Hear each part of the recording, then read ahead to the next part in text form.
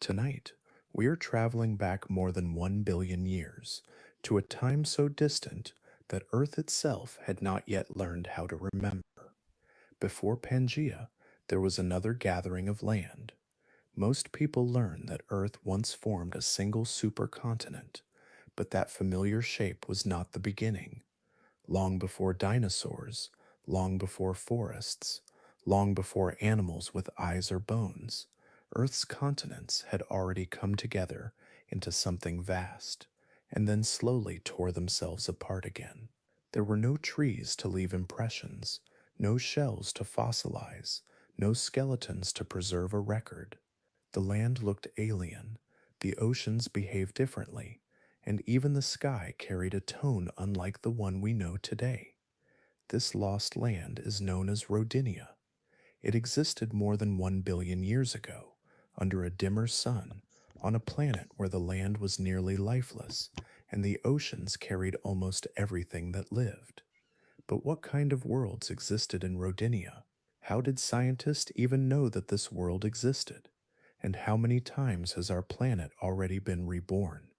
Tonight, we will drift gently toward that forgotten supercontinent, guided only by stone, magnetism, and deep time. But before we begin, I'd love to know where in the world you're listening from and what time it is there. It is always fascinating to think of these stories being heard across so many different skies. If you enjoy these gentle journeys into Earth's distant past, please do consider leaving a like and subscribing to the channel. Now, take a deep breath, let your shoulders soften, and together, let's step gently into the ancient world of Rodinia. The surface of Earth never rests. Stone drifts like slow water, pushed by heat that rises from below and pulled by gravity that presses downward without pause. Mountains rise only to be worn down, plains slide beneath oceans, and oceans themselves vanish into the mantle. What once lay open to the sky is folded, melted, and buried so deeply that no light has touched it for hundreds of millions of years. The planet renews itself again and again, not by preserving what came before, but by transforming it into something new. Most of its early skin has been consumed in that process, erased not by catastrophe, but by patience, yet erasure is never complete. Scattered across the modern world are fragments that escaped the full force of recycling. These rocks are not impressive at first glance. Some form low hills or unremarkable outcrops along highways and rivers. Others lie hidden beneath younger layers, exposed only by erosion or excavation. They do not announce their importance, they simply endure. And within their crystals, they carry memories that no photograph or fossil ever could. When molten rock cools, it freezes more than just its shape. Invisible to the eye, iron-rich minerals align themselves with the planet's magnetic field, locking in a direction that reflects Earth's orientation at that moment in time. As continents drift and poles wander, the field changes, but the rock does not. It becomes a tiny compass needle, preserved forever, pointing toward a past that no longer exists. Long after the landscape around it has been altered beyond recognition, that direction remains, quiet and exact. Alongside magnetism, chemistry leaves its own marks. The atoms that make up rock are not all identical. Some are heavier, some lighter, shaped by the conditions under which they formed. Volcanic heat, ocean chemistry, the presence or absence of oxygen all leave subtle imprints. These chemical fingerprints do not fade as stone ages. They persist through pressure and burial, through folding and uplift. By reading them, scientists learn not just where a rock came from, but the kind of world it formed within. A shoreline leaves a different signature than a deep ocean floor. A dry, exposed continent speaks differently than one submerged beneath ancient seas. Time itself is recorded as well. Certain minerals contain radioactive elements that decay at steady, predictable rates, like grains falling through an hourglass. They measure the passage of immense spans of time with quiet precision. Even when a rock is broken apart and carried across continents by tectonic motion, its internal clock continues to tick. When scientists read those isotopic rhythms, they are not guessing at age. They are listening to time accumulate. Individually, these signals offer fragments, a direction without context, a chemistry without a map, an age without a location. But Earth does not reveal itself through isolated clues. It speaks through patterns. When rocks on different continents share the same magnetic orientation, the same chemical makeup, and the same internal timekeeping, coincidence becomes impossible. Separate lands begin to align, not on a modern globe, but within the geometry of deep time. Across thousands of miles, stones begin to answer one another. A band of ancient rock in one hemisphere mirrors another half a world away. Their magnetic memories lean in the same ancient direction. Their chemistry tells of identical conditions. Their isotopic clocks agree down to spans measured in millions of years, a blink in planetary time. When those matches repeat again and again, a larger picture emerges. These places were never meant to be separate. They were torn apart. The reconstruction happens slowly, piece by piece. Continents are slid back toward one another, not physically, but mathematically. Magnetic lines are realigned. Chemical environments are layered into context. Ages are synchronized. Like assembling a shattered mosaic without knowing the original image, scientists test fit after fit, adjusting, refining, allowing the rocks to dictate where they belong. What forms is not a map anyone could walk across, but a memory the planet left behind in stone. As these reconstructions grow, scale begins to assert itself. The connections are not regional or local, they span entire continents. Ancient mountain belts once formed single ranges before oceans split them apart. Crustal provinces that now sit under different skies once shared the same horizon. The alignments extend far beyond what any later supercontinent could explain. The implication is vast, not in drama, but in reach. This was not a transient gathering of land. It was something immense, long-lived, and profoundly influential. What makes this discovery remarkable is not only its size, but its distance. The farther back the story reaches, the fewer clues remain.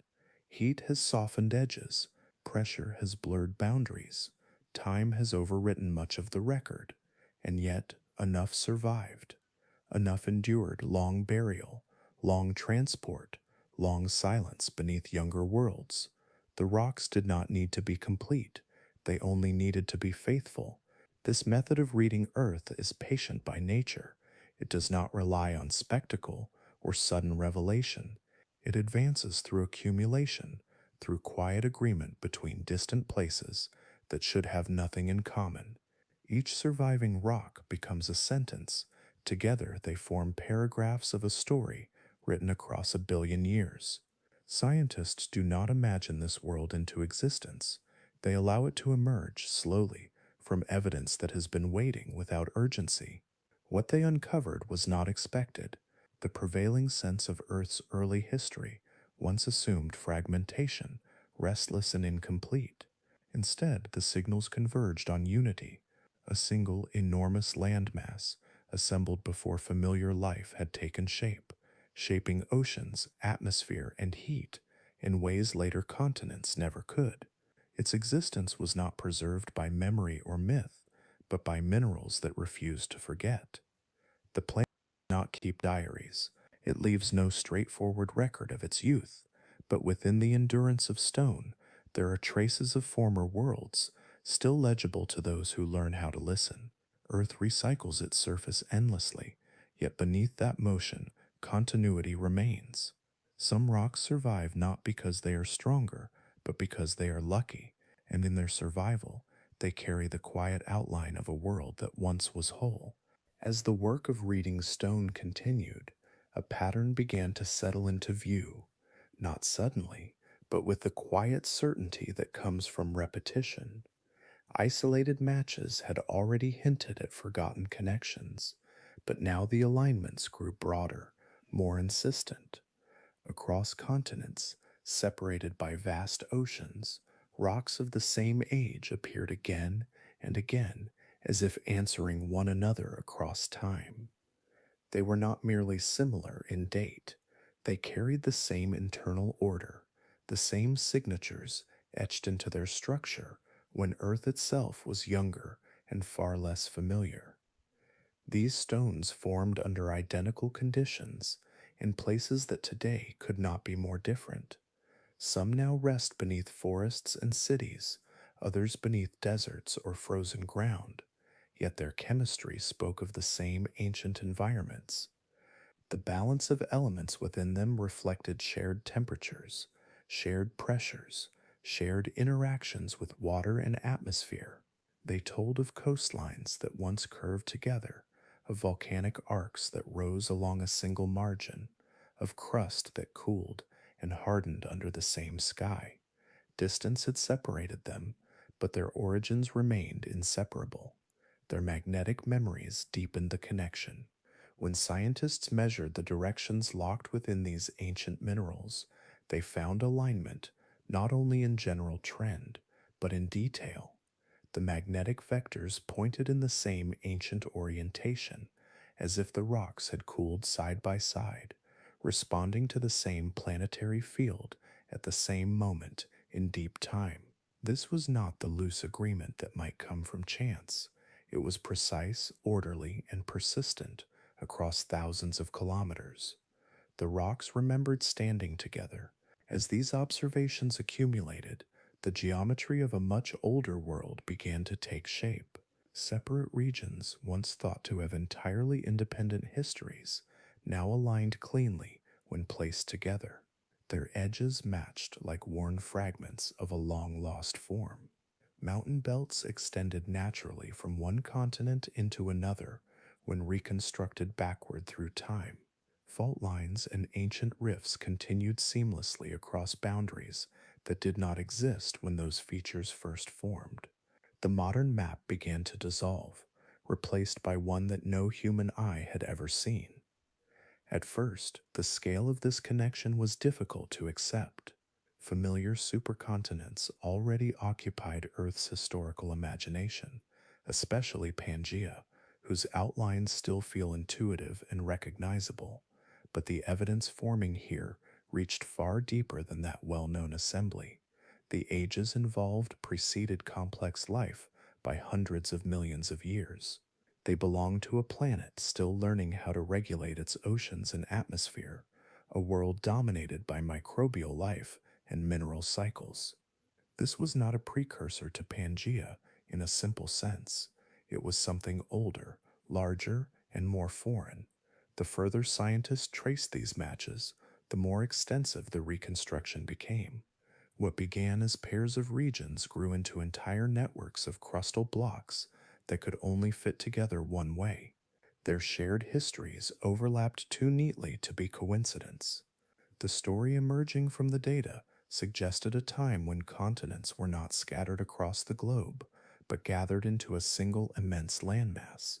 Its presence reshaped Earth at a fundamental level, altering how heat moved from equator to pole, how oceans circulated, and how the atmosphere interacted with stone. What makes this realization especially striking is how quietly it emerged. There was no single discovery, no dramatic moment when the lost world was revealed all at once. Instead, it surfaced gradually, carried forward by agreement after agreement between distant pieces of Earth's crust. Each match strengthened the case, not through spectacle, but through consistency. Science advanced here not as a leap, but as a slow convergence, guided by the planet's own testimony. This ancient supercontinent did not leave behind obvious monuments. Its mountains were worn down long before animals walked on land. Its coastlines shifted, then vanished, absorbed into cycles of melting and renewal. Oceans opened where its interior once lay, erasing boundaries that had endured for hundreds of millions of years. By the time familiar continents formed, this earlier world had already been broken beyond recognition. What remained was memory without landscape, structure without surface. Even so, the coherence of the signals could not be ignored. Rocks that had endured burial, deformation, and travel across the globe still carried a shared origin. Their agreement across time and space implied unity on a scale rarely seen in Earth's history. This was not a fleeting cluster of land.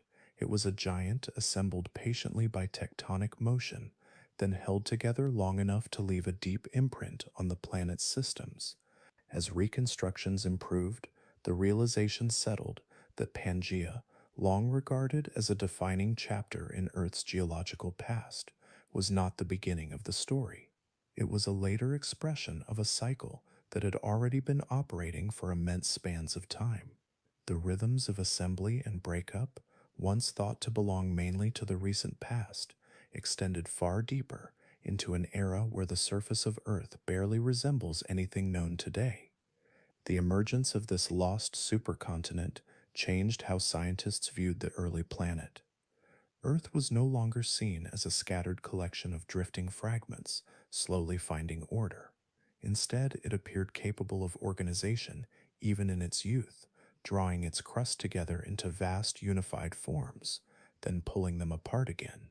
The planet was already practicing the motions that would later shape familiar worlds, long before forests, animals, or recognizable skies existed. There is a quiet humility in how this ancient giant reveals itself. It does not announce its presence through dramatic remnants or obvious outlines. It appears only through patient listening, through the careful comparison of stones that have traveled unimaginably far from their beginnings. Its discovery relies not on what is abundant, but on what is rare, those few fragments that survived Earth's long habit of renewal. From these fragments, a portrait slowly forms, incomplete yet unmistakable.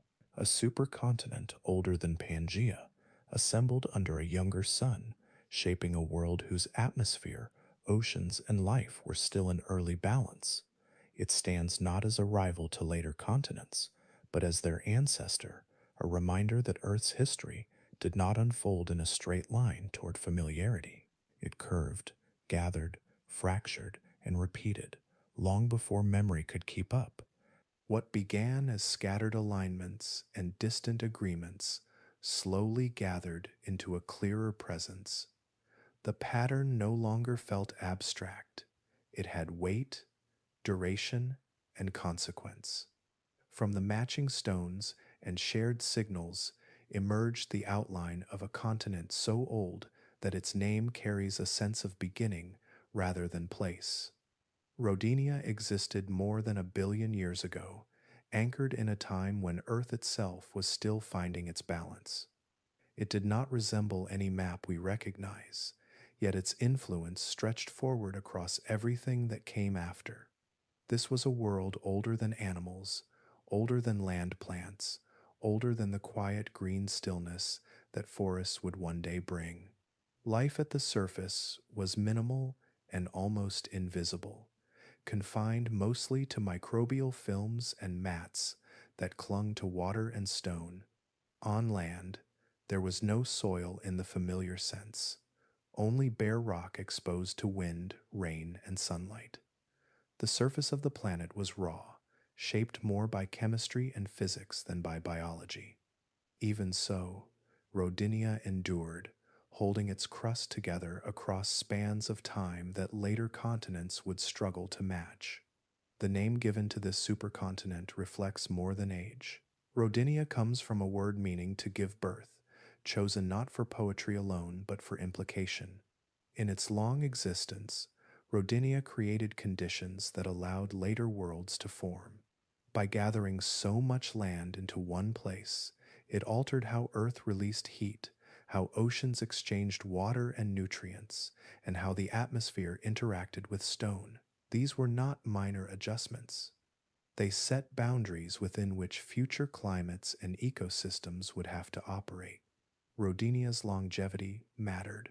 Earlier attempts at continental assembly may have occurred, but they appear fleeting in the record, quickly undone by a hotter interior and faster moving plates. Rodinia, by contrast, persisted. It remained intact long enough to leave a durable imprint, one still detectable after immense cycles of destruction and renewal. Its crust thickened and stabilized in places, forming cores that would later survive as the ancient hearts of modern continents. These cratons, as they are known, became the seeds around which later lands would gather. The surface of Rodinia was not uniform. Its interior likely stretched far from ocean influence, creating vast dry regions where weathering occurred slowly. Along its margins, oceans pressed against the land, depositing sediments and fueling chemical exchanges that would one day matter for life. Rivers carved pathways across barren rock, carrying minerals toward shallow seas. Without plants to anchor the soil, erosion followed different rhythms, driven more by exposure than by biological protection. The planet breathed through stone and water alone. Above this landscape, the sky was not the blue most familiar today. Atmospheric composition differed, shaped by volcanic output and limited biological oxygen. Light scattered differently, casting the land in tones unfamiliar to modern eyes. Days passed quietly, marked not by birds or insects, but by the slow movement of shadows and the steady cycling of heat. Nights returned, without sound, without rustle, without flame. Rodinia did not host drama. It hosted duration. Beneath the surface, forces were gathering.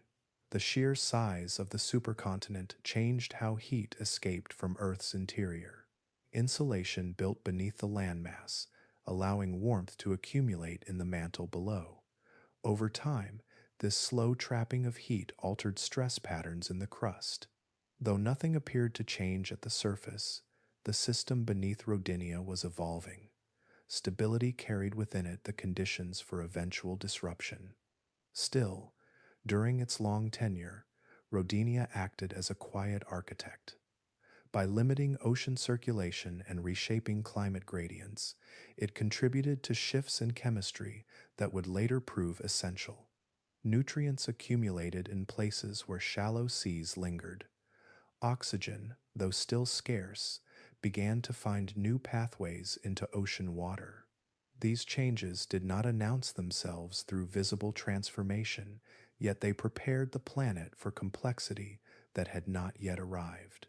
The importance of Rodinia lies not in what lived upon it, but in what followed it. Its assembly represented a threshold, a demonstration that Earth could sustain a supercontinent long enough to restructure its internal and external systems. Later continents inherited a planet altered by that experiment. Plate motion slowed as Earth cooled. Crust grew thicker and more resistant to recycling. The cycles of assembly and breakup became more measured, allowing landscapes and ecosystems to persist longer. Rodinia did not carry animals across its plains or forests across its hills. It carried potential. Its long existence shaped the timing and possibility of later events, even as it remained largely lifeless at the surface. In that sense, the name it bears is quietly precise. It did not give birth directly, but it prepared the conditions under which birth could eventually occur. As evidence accumulated, Rodinia shifted from speculation to foundation. It became clear that this supercontinent was not a curiosity tucked into the margins of geological history. It was a central chapter, long overlooked because of its distance and subtlety. The further scientists traced its influence, the more they saw that the familiar Earth, rich with animals and plants, emerged not in spite of this ancient world, but because of it. Rodinia's presence reminds us that habitability is not a constant state. It is assembled slowly, shaped by land and sea, heat and time. Before life could flourish in visible forms, the planet itself needed to learn how to hold steady, how to balance opposing forces without collapsing into extremes. Rodinia was part of that learning, a long, quiet rehearsal carried out in stone. By the time its reign ended, the Earth was no longer the same planet that had first assembled it. The systems beneath the surface had shifted. The atmosphere had evolved. The oceans held different chemistry. What came after would build upon these changes, unaware of the continent that had made them possible. Rodinia would not be remembered by living things, but its influence would remain written into the structure of the world that followed. The world shaped by Rodinia existed under a sun that gave less than it does today. Light still warmed the surface, but with a softer reach, as if filtered through a longer journey across space. Days unfolded more gently, their brightness subdued, their shadows less sharp. The energy arriving from the sky was enough to drive winds and weather, but it carried a different balance, one that influenced every interaction between air, water, and stone. This quieter sun shaped an earth that felt distant even from its own future. The sky itself bore little resemblance to the familiar blue arc now taken for granted. Its color shifted with chemistry rather than comfort, shaped by gases released from the planet's interior and by oceans still working through their long exchange with the air above. Without abundant oxygen, the scattering of light behaved differently. Haze may have lingered, tinting horizons and softening edges. Clouds formed, rain fell, but the overall impression was foreign, as if the atmosphere had not yet settled on a final appearance. The sky belonged more to geology than to life. Below that sky, the continents stood bare. Vast stretches of exposed rock dominated the land, uninterrupted by green or shadowed by canopy. There was no grass to soften the ground, no trees to catch the wind. Soil, in the modern sense, barely existed. Without roots to bind it or organisms to enrich it, the surface weathered slowly and unevenly. Rain struck stone directly, carving channels that led toward the sea, carrying minerals away grain by grain. Rivers existed, but they flowed across emptiness, their paths unaccompanied by leaves or the sound of movement through growth. Sound itself was rare on land. There were no calls, no wings, no rustling life to fill the air. Wind passed freely across open rock, sometimes rising, sometimes still. Rain arrived without fragrance, striking stone and pooling briefly before continuing its slow journey downslope. Even volcanic activity, present at times along the edges and seams of the supercontinent, offered more heat and light than sound carried across distance. The land did not echo with living motion. It simply existed, exposed and patient. In contrast, the oceans were rich with activity. Nearly all life resided within water, where chemistry provided stability and protection from a harsher surface. Microbial communities thrived in layers, responding to gradients of light, nutrients, and heat. Along coastlines and shallow seas, mats spread across submerged rock, forming living films that captured energy and recycled matter. In deeper waters, other forms endured, sustained by chemical exchanges near hydrothermal systems. The sea was not silent. It carried currents, pulses of heat, and unseen cycles of growth and decay. These oceans played an outsized role in regulating the planet. With so much land gathered into a single mass, circulation patterns changed. Some waters became isolated, slowly exchanging contents with the wider sea. Nutrients accumulated in places, depleted in others. Temperature differences sharpened between equator and pole, surface and depth. Yet life adapted to these conditions with remarkable resilience, filling available niches without expanding onto land. The water offered continuity, while the surface remained austere. The boundary between sea and land marked a stark contrast. Where waves met stone, chemistry was active. Minerals dissolved, precipitated, and reacted with dissolved gases. These interactions fed the oceans with elements essential for microbial metabolism. Over long spans of time, they also altered the atmosphere, drawing down certain gases and releasing others. The land, though nearly lifeless, influenced life profoundly through these exchanges. Its barrenness did not mean insignificance. Weather moved across Rodinia's surface differently than it does today. Without vegetation to trap moisture, rainfall ran off quickly, gathering speed and sediment. Floods reshaped channels abruptly, then receded, leaving behind fresh stone. Dry regions persisted far from the coasts, where moisture struggled to reach the interior of the vast supercontinent. Deserts existed not as dunes of sand, but as endless rock plains, slowly cracking under temperature shifts. The surface breathed heat by day and cold by night, unmoderated by living cover. Erosion followed a quieter rhythm. Instead of soil formation and biological decay, physical and chemical processes dominated. Stone fractured under stress. Minerals broke down through slow reactions with water and air. The results accumulated gradually, feeding rivers and seas with fine particles and dissolved matter. Over immense spans of time, this steady weathering altered the composition of the oceans, setting limits and opportunities for the life they held. Despite its apparent emptiness, the land was not static. Beneath the surface, heat continued to move upward, driving tectonic motion and reshaping the crust from below. Fractures opened and closed. Magma intruded and cooled. These processes created new rock even as older material was transformed or buried. The supercontinent's surface was quiet, but its interior remained active, sustaining the long cycle of change that defined Earth's early history.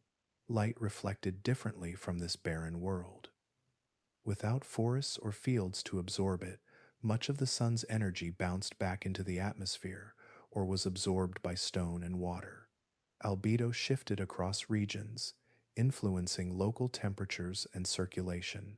These subtle effects accumulated, shaping climate patterns that persisted for millions of years. The planet adjusted itself continually, guided by feedbacks that did not depend on complex life. This was an Earth where habitability existed without comfort. Life survived, flourished even, but remained largely hidden from view. The surface offered little invitation, its conditions too variable, too exposed, too chemically raw. Oceans provided refuge, continuity, and connection. The land waited, shaped by forces that would one day make it more welcoming.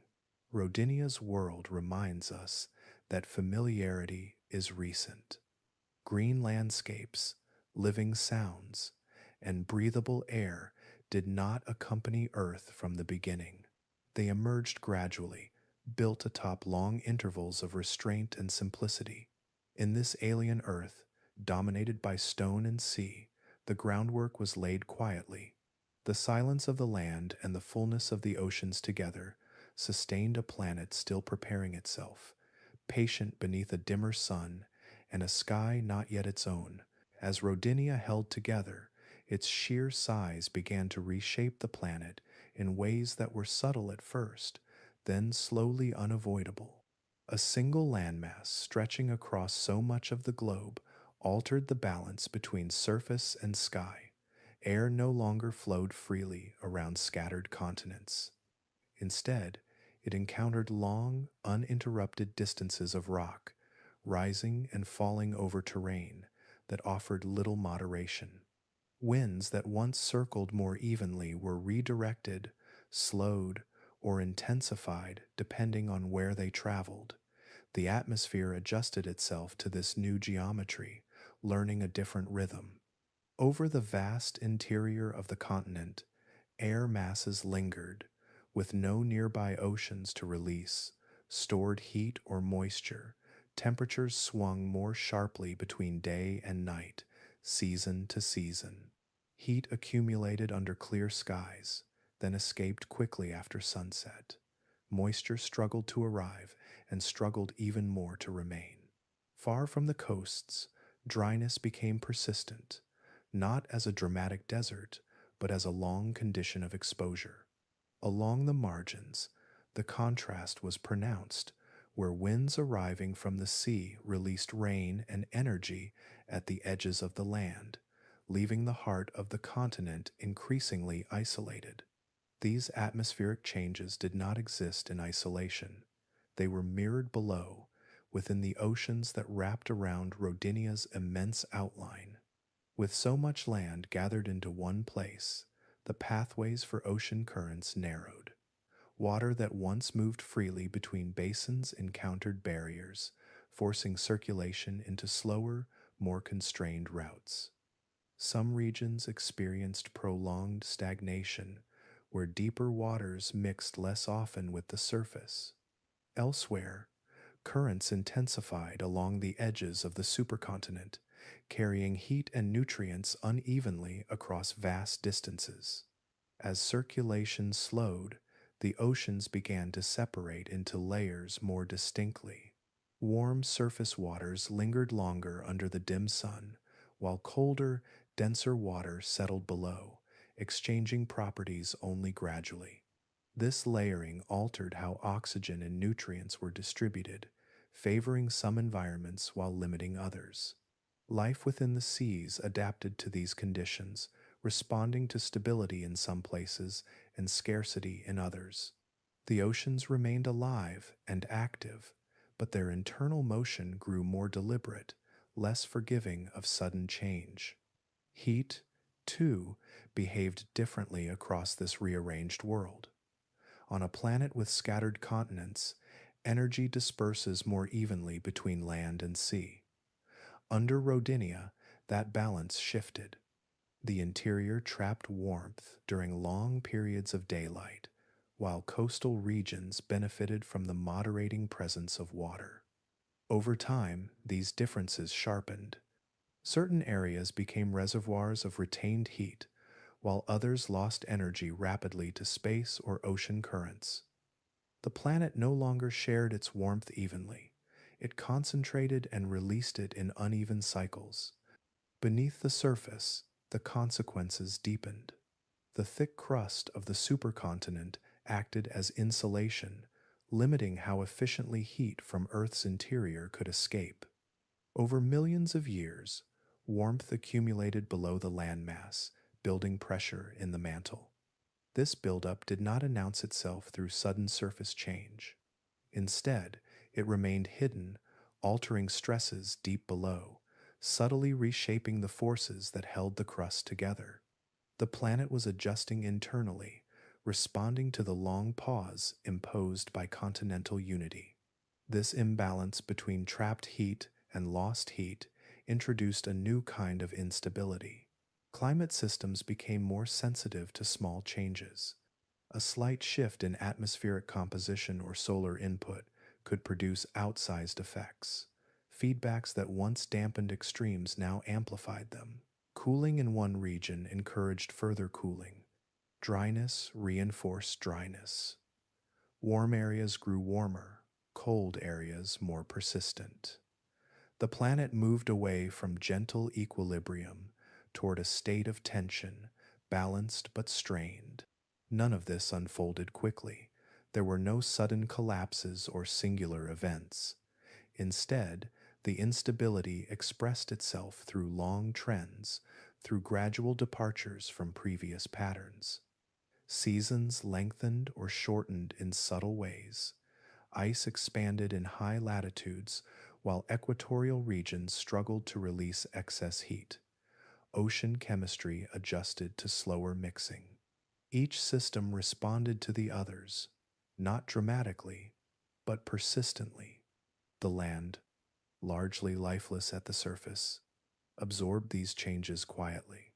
With no vegetation to soften extremes, rock bore the full force of temperature swings. Expansion and contraction fractured stone. Weathering accelerated in some regions and slowed in others. Minerals released into rivers arrived at the sea unevenly, influencing chemistry far from their source. The supercontinent shaped not only where these materials traveled, but when and how quickly they arrived. In this way, Rodinia transformed Earth into a planet pulled toward extremes, not chaotic, but more vulnerable to tipping from one state into another. Stability existed, but it required balance across systems now stretched by scale. The planet had organized itself into a powerful configuration, yet that organization carried costs. Holding so much mass together altered circulation, energy flow, and internal dynamics in ways that could not remain neutral forever.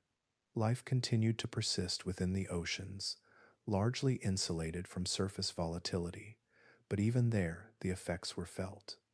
Regions with limited circulation experienced prolonged chemical isolation, others benefited from steady nutrient supply. These differences encouraged specialization, endurance, and patience rather than rapid expansion. Evolution proceeded quietly, shaped more by survival within constraints than by opportunity for sudden growth. Rodinia had not broken the planet, but it had changed the rules under which Earth operated. By drawing its continents together, it tested the limits of balance.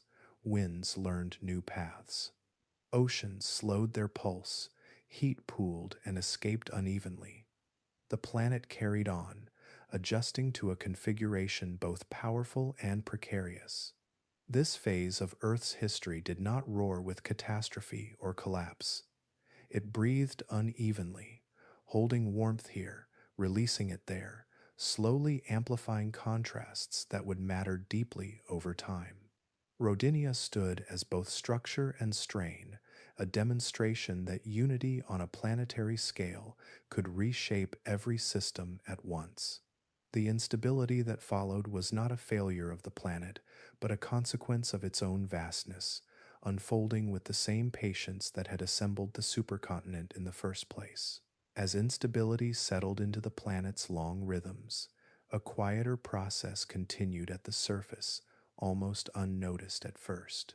Bare rock lay exposed across vast reaches of land, meeting wind and rain without protection. Each drop of water carried dissolved gases from the air, turning rainfall into a gentle chemical agent. As it moved across stone, it reacted with minerals, breaking them down grain by grain. This was weathering, slow and persistent, unfolding not in moments but across immense spans of time. Through this steady interaction, the atmosphere began to change. Carbon dioxide, once more abundant, was gradually drawn out of the air. It became locked into new minerals or carried by rivers into the sea, where it settled into sediments. The process was not dramatic. There were no storms of change, no sudden shifts in color or sound. Instead, the air slowly thinned of one of its most important heat-trapping components, altered by countless quiet reactions happening wherever water touched stone. As carbon dioxide declined, the planet's ability to retain warmth weakened. Greenhouse warming softened, not abruptly, but enough to tilt the balance. Heat still arrived from the sun, and warmth still rose from Earth's interior, yet less of it stayed near the surface. Nights grew colder. Seasons extended their cooler phases. Regions that had once balanced near a comfortable middle began to drift toward chill. The oceans felt this change first. Cooler surface waters became denser, sinking more readily and altering circulation patterns already slowed by the supercontinent's presence. As cold water spread, The boundary between liquid and ice crept closer to lower latitudes. Ice began to persist longer at high poles and high elevations, surviving through seasons where it once would have melted. Each patch of ice reflected more sunlight back into space, reducing absorption and reinforcing the cooling that allowed it to form. This feedback unfolded gently but persistently. Ice did not advance as a sudden wall. It spread gradually, season by season, finding places where summer warmth could no longer erase it. Glaciers thickened and extended, pressing outward from their centers. Snow accumulated where it once melted away. Reflective surfaces multiplied, sending more solar energy back into the sky and leaving less behind to warm the land and sea. The land, still largely lifeless, offered little resistance to this shift. With no forests to trap heat or soils to buffer temperature swings, cooling progressed efficiently. Stone contracted under cold, fractured by repeated freezing and thawing near the edges of expanding ice. Fresh rock surfaces were exposed, accelerating weathering even further and drawing down more carbon dioxide. The cycle reinforced itself through simple, mechanical persistence. In the oceans, life adjusted to narrowing conditions. Colder waters held different chemistry, altering nutrient availability and metabolic rates. Some microbial communities retreated toward zones where warmth and chemical energy remained reliable, near volcanic activity or deeper waters less affected by surface cooling. Others endured slowdowns, conserving energy and surviving within tighter margins. The seas remained inhabited, but their character changed, growing quieter in some regions and more constrained in others. As ice spread farther than ever before, the planet approached a state it had not experienced in such extent. Cooling reached toward the equator, narrowing the band of unfrozen surface waters and temperate climates. Winds shifted as temperature gradients sharpened. Atmospheric circulation adjusted again, redistributing moisture and cold in patterns shaped by the expanding ice. Precipitation increased in some regions, while others dried further, locked beneath cold, stable air. This was not a sudden descent into cold, but a long approach toward a threshold. Earth had crossed similar lines before on smaller scales, yet now the conditions aligned across multiple systems. Reduced greenhouse warming, high reflectivity from ice, slowed ocean circulation, and exposed land surfaces all acted together. Each reinforced the others, not forcefully, but reliably, as if the planet were following a path laid out by its own internal logic.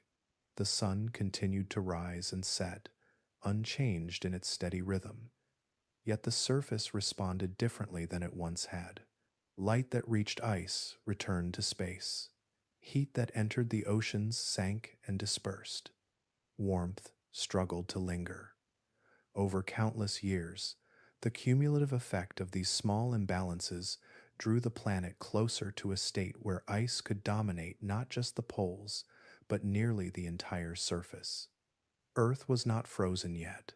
Oceans still moved beneath open skies in many regions. Life persisted, adapting quietly as it always had, but the trend was unmistakable. The planet had leaned far enough that returning to earlier warmth would require new forces to intervene. What had begun as ordinary weathering, an unremarkable interaction between rock and rain, had become a driver of planetary change. This approach toward widespread freezing was not guided by intention or urgency. It unfolded without awareness, shaped by chemistry, physics, and time. The Earth did not resist or rush forward. It followed its processes faithfully, letting one condition lead naturally into the next. Cooling was not a catastrophe but a direction, a slow movement toward an edge defined by balance. Within this cooling world, the foundations laid by Rodinia continued to influence outcomes. The supercontinent remained intact, shaping circulation and heat flow even as temperatures fell. Its presence amplified the effects of carbon dioxide removal and ice expansion, keeping systems aligned toward cold. The planet was not broken. It was testing another configuration, exploring the boundaries of stability with the same patience it had shown throughout its history. As ice crept and temperatures declined, Earth hovered near a critical point, one where small changes could tip large systems. The surface grew quieter, motion slowed, the planet's breath became shallow and measured. In this restrained state, Earth waited, balanced between persistence and transformation, carrying its life quietly beneath cooling skies and expanding ice. Ice continued its quiet advance, no longer confined to high latitudes or sheltered elevations. It pressed outward along coastlines and across shallow seas, spreading into regions that once felt safely distant from polar cold. Over immense spans of time, glaciers extended farther and farther from their origins, following gradients of temperature that had grown steadily steeper. The division between frozen and unfrozen worlds blurred, then narrowed, until even low latitudes felt the persistent presence of ice.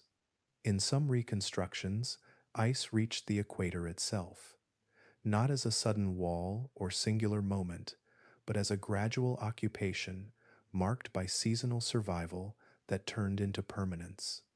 Snow that once melted returned year after year, compacting into thick layers that crept outward under their own weight. Glacial fronts moved slowly, reshaping coastlines, grinding stone, and carrying minerals into the sea. The planet's surface grew brighter, paler, and more reflective with every passing epoch. Oceans did not escape this transformation. As surface waters cooled, ice formed not only along shores but across open seas. At first it appeared as seasonal cover, forming and retreating with shifting conditions. Over time, as cooling deepened, ice persisted longer, growing thicker, spreading wider. Vast portions of the ocean became sealed beneath continuous ice cover, isolating the water below from direct contact with the atmosphere above. Beneath this frozen lid, the oceans continued to move, though more slowly and within tighter bounds. Sunlight, already reduced by distance and reflection, struggled to penetrate thick ice. Photosynthetic life near the surface declined or retreated to narrow margins where light still reached water.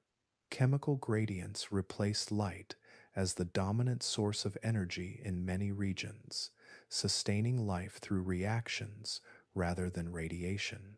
The seas remained alive, but their pulse softened, their activity constrained. Above the ice, sunlight encountered a changed world. Bright surfaces reflected energy back into space before it could warm air or water. Each reflective sheet strengthened the cooling that allowed it to exist, creating a self-reinforcing loop. As temperatures dropped, ice spread. As ice spread, temperatures dropped further. The planet had entered a feedback that required no intervention to persist. It continued simply because its conditions allowed it to. Winds shifted again, guided by extreme contrasts between frozen surfaces and the few remaining open waters. Storm systems weakened in some regions and intensified in others. Moisture, locked into ice, fell less frequently as rain. Snow accumulated where it fell, adding mass to glaciers instead of returning quickly to the sea. Dryness expanded alongside cold, and the hydrological cycle slowed to a near whisper. The land, once barren but exposed, now lay buried beneath ice in many places. Rock vanished under layers that reshaped it silently, grinding, polishing, and transporting fragments across long distances. Valleys deepened under pressure. Plains transformed into smooth expanses of ice. The surface world became quieter still, its features simplified and subdued beneath frozen cover. For life, this period represented a narrowing of possibility. Habitable zones shrank, concentrating around regions where heat still escaped from Earth's interior or where the ice remained thin enough to allow some exchange with the atmosphere. Near volcanic activity on the seafloor, warm plumes sustained ecosystems built on chemical energy. In pockets beneath thinner ice or along fractures, limited light supported fragile communities. Survival depended on persistence rather than growth, endurance rather than expansion. Extinction occurred not as a dramatic wave, but as a long thinning. Lineages disappeared quietly as conditions exceeded their limits. Others lingered in reduced numbers, slowing their metabolism, conserving resources, waiting. Diversity decreased, yet life did not vanish. Its resilience expressed itself through patience, through the ability to endure long intervals without favorable conditions. The planet itself seemed held in suspension. With oceans sealed and land entombed, many processes slowed. Weathering declined where rock lay hidden beneath ice, easing the removal of carbon dioxide that had driven cooling. Volcanic activity continued beneath the surface, releasing gases into the atmosphere over long periods. Slowly, imperceptibly, balances began to shift once more, though the frozen state persisted for immense spans of time. This was Earth at one of its most extreme configurations. Ice dominated surface interactions. Reflection replaced absorption. Motion slowed. The systems that once moderated one another now reinforced stillness. Yet even in this state, the planet was not broken. It continued to cycle heat from within, to orbit its sun faithfully, to carry life in sheltered places beyond easy reach. The idea of a near total freeze does not imply absolute silence or emptiness. Beneath ice kilometers thick, water flowed, chemistry unfolded, microbes persisted, adapting to darkness and scarcity. Life did not flourish, but it endured, holding on to existence through the long cold. The planet, too, endured, exploring the boundaries of stability through a configuration that would later seem almost unimaginable. Over time, the frozen Earth became part of the planet's internal memory, a condition recorded in minerals, sediments, and isotopic signatures. It demonstrated that Earth could sustain extremes for extraordinary durations without losing continuity. The cold did not erase the planet's capacity for change. It paused it, redirected it, constrained it. In this frozen state, the world waited, not in anticipation, but in equilibrium with its own conditions. Ice reflected the sun, oceans lay hidden, life withdrew into narrow refuges. Cooling fed upon itself, steady and relentless, yet never absolute. Earth remained active beneath its white shell, quietly preparing for eventual change, carrying forward a history shaped as much by restraint as by motion. Beneath the ice, and far from the pale light filtering down from the surface, life found refuge in places untouched by the freeze above. The frozen oceans pressed down with immense weight, sealing the water below from direct contact with the sky. Yet deep within these darkened seas, the planet's interior continued to release warmth. Along fractures in the crust, underwater volcanoes rose like slow-breathing wounds, opening pathways where heat and chemistry escaped into the cold world. Around these vents, water warmed gently, carrying dissolved minerals from Earth's interior into the surrounding sea. The warmth was not dramatic, but it was steady, a reliable presence in a world otherwise dominated by cold. Chemicals rich in energy spread outward, reacting with the surrounding water and rock. In these gradients, Life found a different kind of nourishment, one that did not depend on sunlight filtering through ice. Microbial communities clustered around these sources of chemical energy. They lived without color or sound, sustained by reactions that released energy molecule by molecule.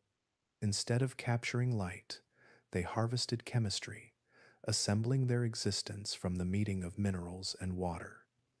The process unfolded slowly, but reliability mattered more than speed. In the silence of the deep, life adjusted its pace to match its surroundings.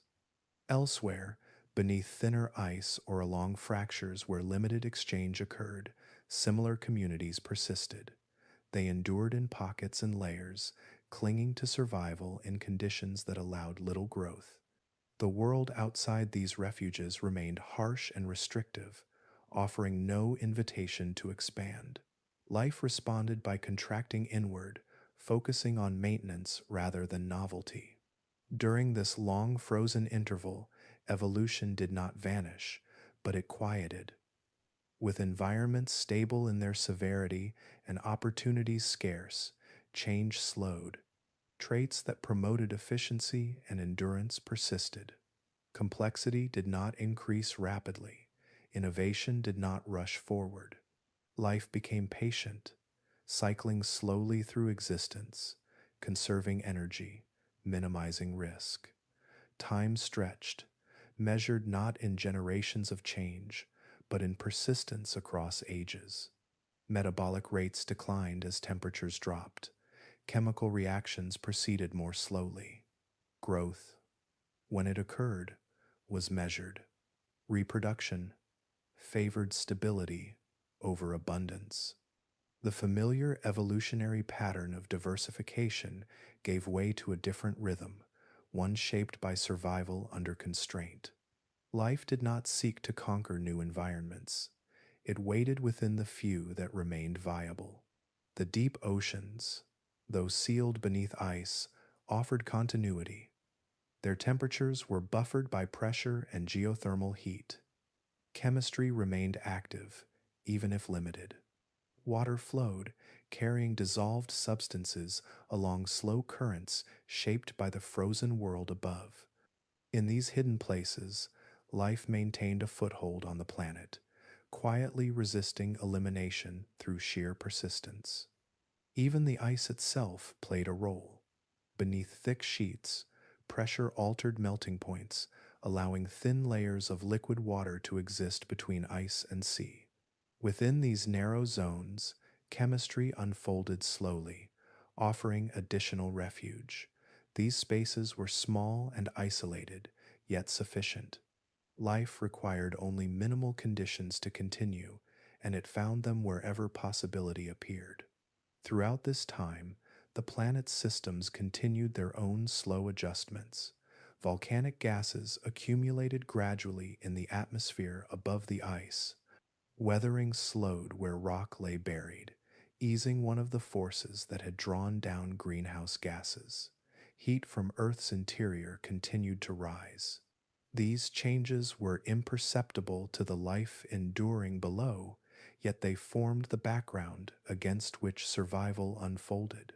For the microbes clustered around vents and hidden waters, there was no awareness of planetary cycles or thresholds.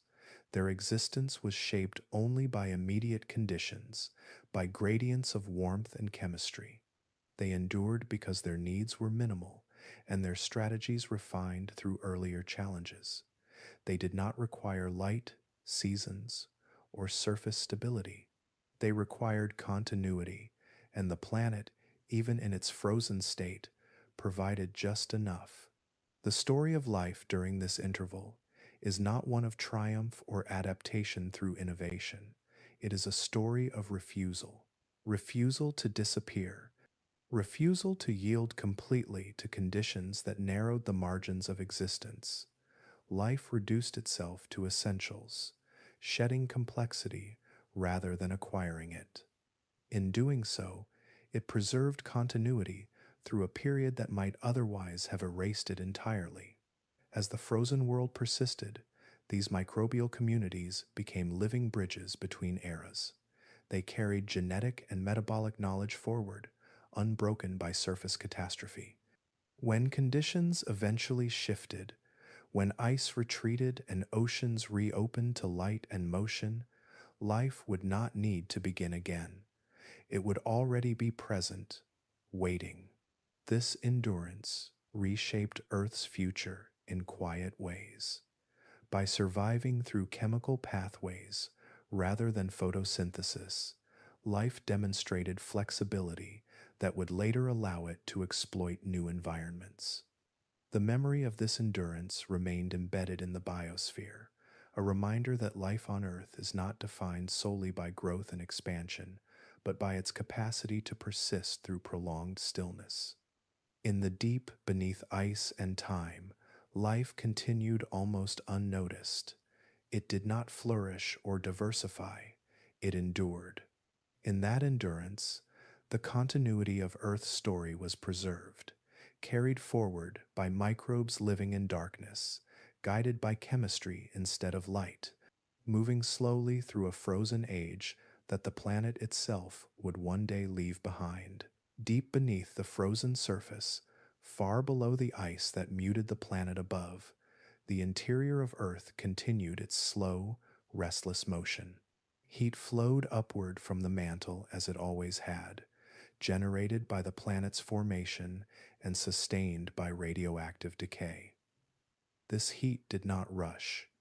It moved patiently, pressing upward over millions of years, searching for pathways through the rock that separated Earth's inner warmth from its surface. Rodinia, vast and unified, lay across this rising energy like a heavy lid. Its enormous size changed the way heat escaped. Where smaller continents allowed warmth to disperse along many margins, this single landmass restricted release. The crust beneath it thickened and insulated, trapping heat below for longer intervals than before. Energy accumulated quietly, invisible from the surface, yet steadily altering the balance beneath the stone. Pressure followed heat. As warmth expanded the rock below, stresses grew within the crust. These stresses did not announce themselves through immediate upheaval. There were no sudden eruptions or dramatic movements. Instead, the crust responded gradually, bending and straining under forces that had nowhere to go. The frozen surface above masked these changes, keeping the land still and silent while tension built far below. Over time, the rigidity that had once helped Rodinia endure began to soften. Rock that had been strong under cooler conditions became more pliable under prolonged heat. Minerals shifted their structure. Grain boundaries weakened. The crust remained intact, but its resilience diminished, like a material held too long under constant load. Strength did not vanish, yet it redistributed, leaving some regions more vulnerable than others. The stresses did not concentrate in one place. They spread unevenly, influenced by variations in crustal thickness, composition, and age. Ancient cores resisted deformation more strongly, while younger or more altered regions yielded more readily. Along these differences, subtle changes appeared, layers warped, deep faults adjusted their alignment. The movements were measured in millimeters per year, far too slow to be felt, yet significant over immense spans of time. Cracks began not at the surface, but deep within the crust. They formed as zones of weakness, places where pressure found the slightest advantage. These fractures were not gaping openings, but narrow, persistent pathways that extended downward and outward. As heat and stress continued to accumulate, the fractures lengthened, linking one weakened zone to another. A network slowly emerged beneath the supercontinent, tracing the hidden architecture of strain. The surface remained largely unchanged. Ice still covered much of the land, winds still moved across frozen plains, oceans remained sealed beneath white expanses, yet far below, The continent was no longer a single, unbroken mass. It was becoming segmented internally, its unity challenged from within rather than from outside forces. This internal weakening did not follow a strict schedule. Periods of relative calm alternated with subtle adjustments as pressure redistributed itself. Some fractures stalled, arrested by more resistant rock. Others advanced, extending deeper or branching laterally. The process resembled the slow propagation of cracks in cooling stone, except here the driver was heat rather than cold, expansion rather than contraction. Where fractures allowed even slight release of pressure, localized melting occurred. Small volumes of magma formed, not yet rising toward the surface, but pooling at depth. These molten regions further weakened surrounding rock, lowering resistance and encouraging fractures to grow. Heat found these openings welcoming, feeding them and reinforcing the pattern. The system became self-organizing, responding to stress through gradual structural change. The weight of Rodinia above played a quiet role in this progression. The immense mass pressed downward, confining movement and guiding it laterally rather than vertically. Instead of erupting upward, stress spread outward beneath the continent, favoring long fractures over isolated breaks. The future outlines of separation were being traced invisibly, sketched by pressure and temperature rather than by surface geography. Nothing about this stage suggested urgency. Earth did not appear poised for sudden transformation. It continued to orbit the sun faithfully, ice reflecting light, life enduring in hidden refuges. Yet beneath that calm, the conditions that had once stabilized the supercontinent were slowly undoing it. The same unity that had allowed Rodinia to persist had also created the environment for its weakening. These changes unfolded without sound or spectacle. No mountains rose, no seas opened, only time marked the process, accumulating strain and adjusting structure grain by grain. The crust did not fail outright. It adapted, reorganizing itself in response to persistent forces that could no longer be fully contained. In this way, the planet prepared itself for motion long before motion became visible. The idea of breakage did not begin with a dramatic event. It began with slow fatigue, with materials responding to unrelieved pressure by altering their form. Rodinia was not being attacked or shattered. It was being transformed by its own success, by the long stillness that allowed heat to gather and stress to grow. As fractures spread quietly beneath the supercontinent, Earth remained whole at the surface, yet no longer singular beneath. The groundwork for separation was laid patiently, shaped by the same forces that had once brought the land together. Heat rose, pressure accumulated, the crust adjusted. In that deep, unseen realm, the future shape of the planet was already taking form, carried forward by processes too slow to interrupt, too steady to stop. What had begun as silent strain beneath the supercontinent slowly found a way upward. Deep fractures that once held only pressure and warmth widened just enough to invite motion. Heat that had gathered patiently beneath the crust began to rise, guided by pathways shaped over long ages of tension. Magma, buoyant and persistent, moved through these weaknesses not with urgency, but with inevitability. At first, this movement remained hidden.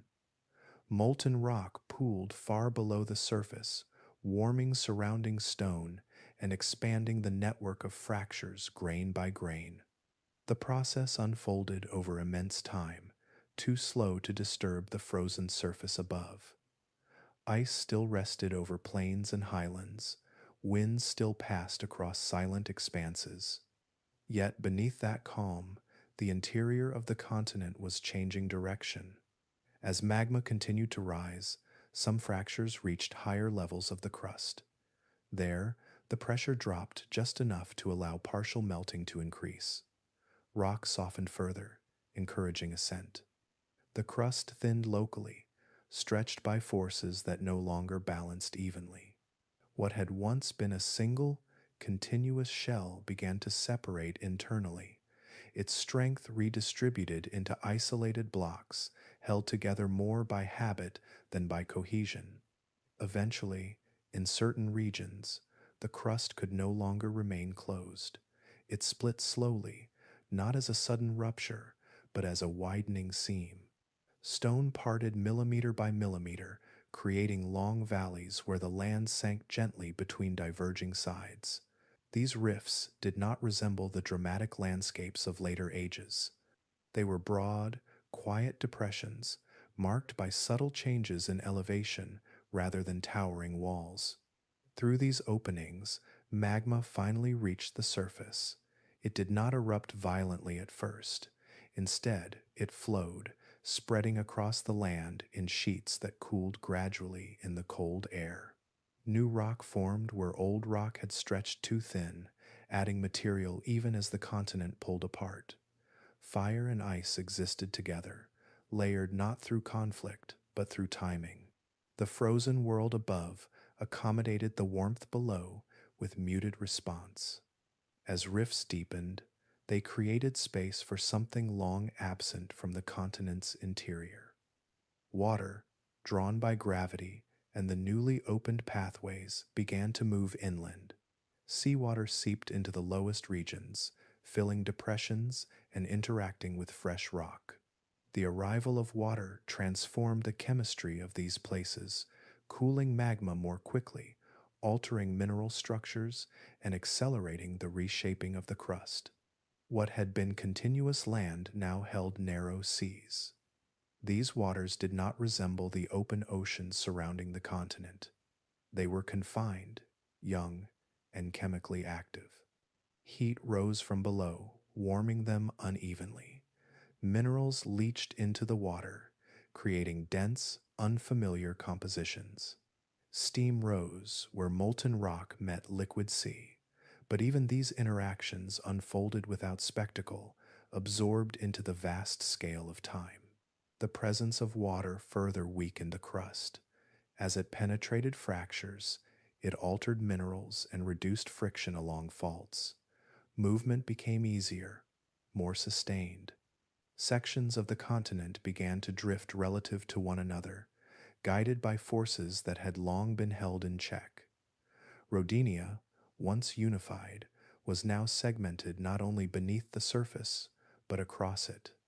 These changes unfolded unevenly across the supercontinent. Some regions remained intact, their ancient cores resisting separation longer. Others opened more readily, especially where the crust had been younger or thinner. The breakup did not follow a single line or direction. It occurred as a process, distributed across space and time, guided by internal structure rather than surface appearance. As seawater flooded newly formed basins, circulation patterns adjusted. Warm, mineral-rich waters mingled with colder surroundings, creating gradients that would later matter for life. Heat escaped more efficiently through these openings, releasing some of the pressure that had driven the process. Yet release did not mean reversal. Once movement began, it altered conditions in ways that encouraged further separation. Ice responded slowly. Some frozen regions thinned where geothermal warmth rose closer to the surface. Others remained locked in place, their thickness masking changes below. The frozen world did not resist the tearing apart of the land. It accommodated it, adjusting its own patterns as continents shifted beneath its cover. Rodinia did not vanish at once. Its breakup was drawn out, unfolding over spans difficult to compress into narrative. Land that had stood together for hundreds of millions of years parted gradually, allowing oceans to enter spaces where stone once dominated. The supercontinent lost its singular identity not through destruction, but through division. Its unity exchanged for motion. The planet itself seemed to breathe differently as this occurred. Heat that had accumulated beneath the land found new routes upward. Circulation within the mantle adjusted as pressure eased. The crust, once strained and weakened, began to reorganize around new boundaries. The system did not collapse, it transitioned.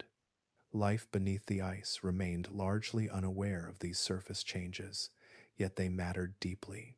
The opening of new seas introduced fresh chemical environments.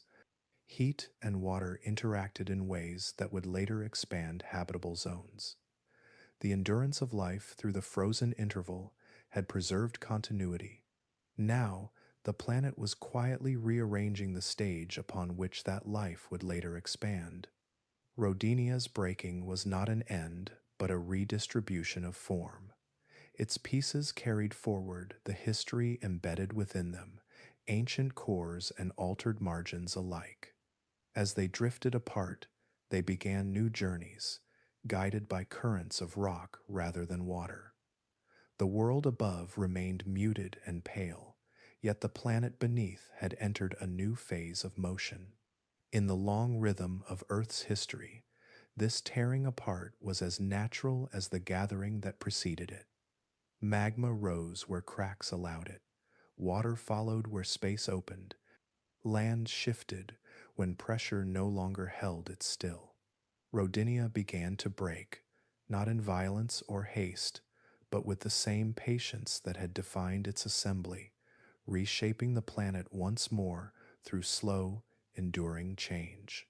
As the fractures widened and new seas settled into the continent's open seams, the planet began to change its balance once more.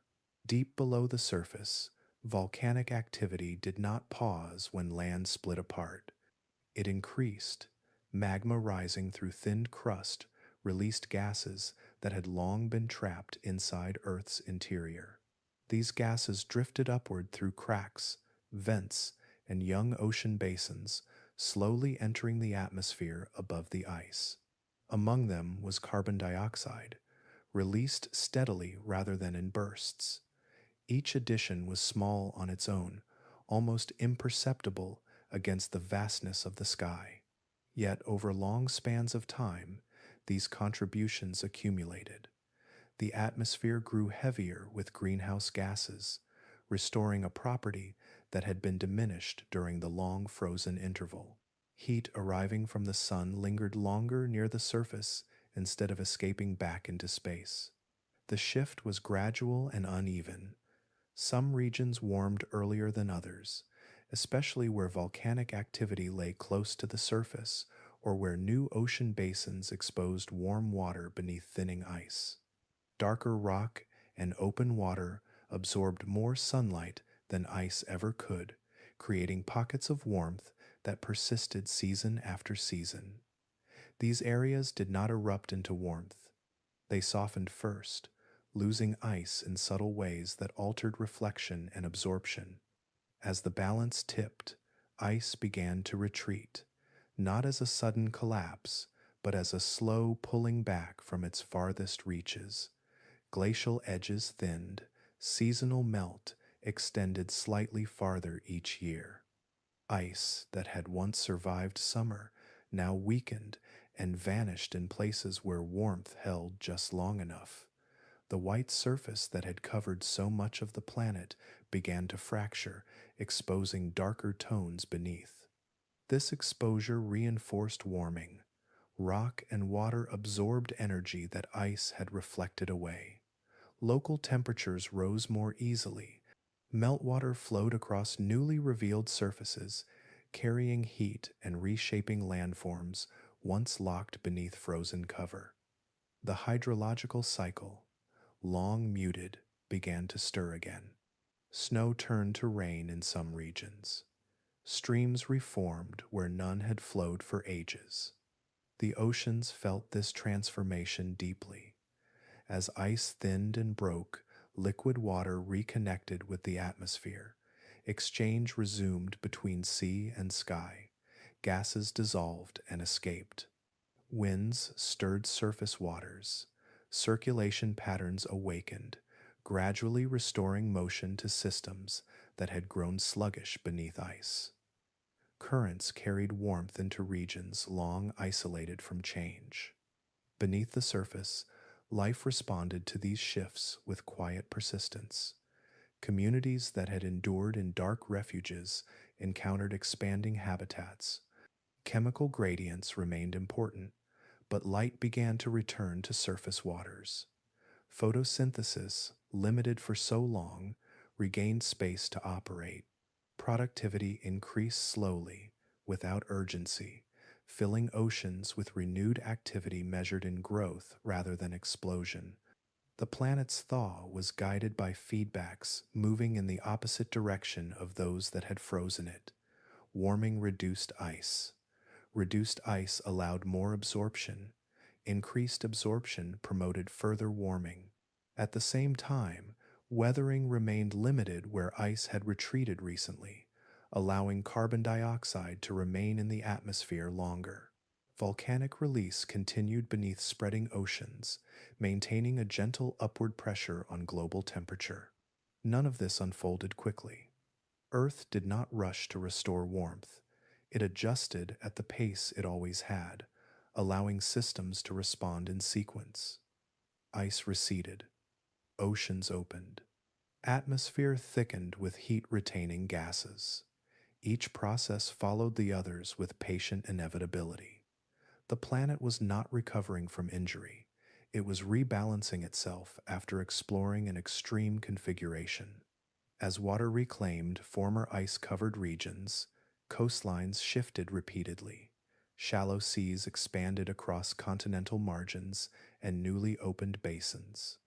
These waters were rich with minerals released during the breakup of the supercontinent. Warmth and chemistry combined to create environments more varied than those of the frozen world. Diversity did not surge immediately, but opportunity returned. On land, vast areas remained barren, but conditions softened. Temperature extremes moderated. Rain persisted longer before freezing. Weathering resumed across exposed rock, slowly reshaping surfaces stripped clean by ice. The land did not become hospitable in a familiar way, yet it no longer stood entirely outside the cycles of warmth and moisture. The sky changed as well. With increased carbon dioxide and water vapor, light scattered differently once more. The atmosphere thickened, holding heat and redistributing it across the globe. Circulation patterns shifted away from the rigid structures imposed by ice, adopting more fluid motion. Storms formed and dissolved. Winds found new paths across warming surfaces. Earth's interior continued its work beneath all of this. Heat escaped more efficiently through thinned crust and spreading seas, slowly easing some of the pressure that had driven fragmentation. The planet adjusted its internal circulation alongside surface processes, maintaining balance through connection rather than restraint. Tectonic motion did not slow. It reorganized. Life did not rush to fill every space made available. It expanded carefully, limited by remaining constraints and shaped by long experience with scarcity. Survival strategies, honed during the frozen interval, remained useful. Efficiency mattered more than speed. Communities rebuilt complexity gradually, guided by stability rather than abundance.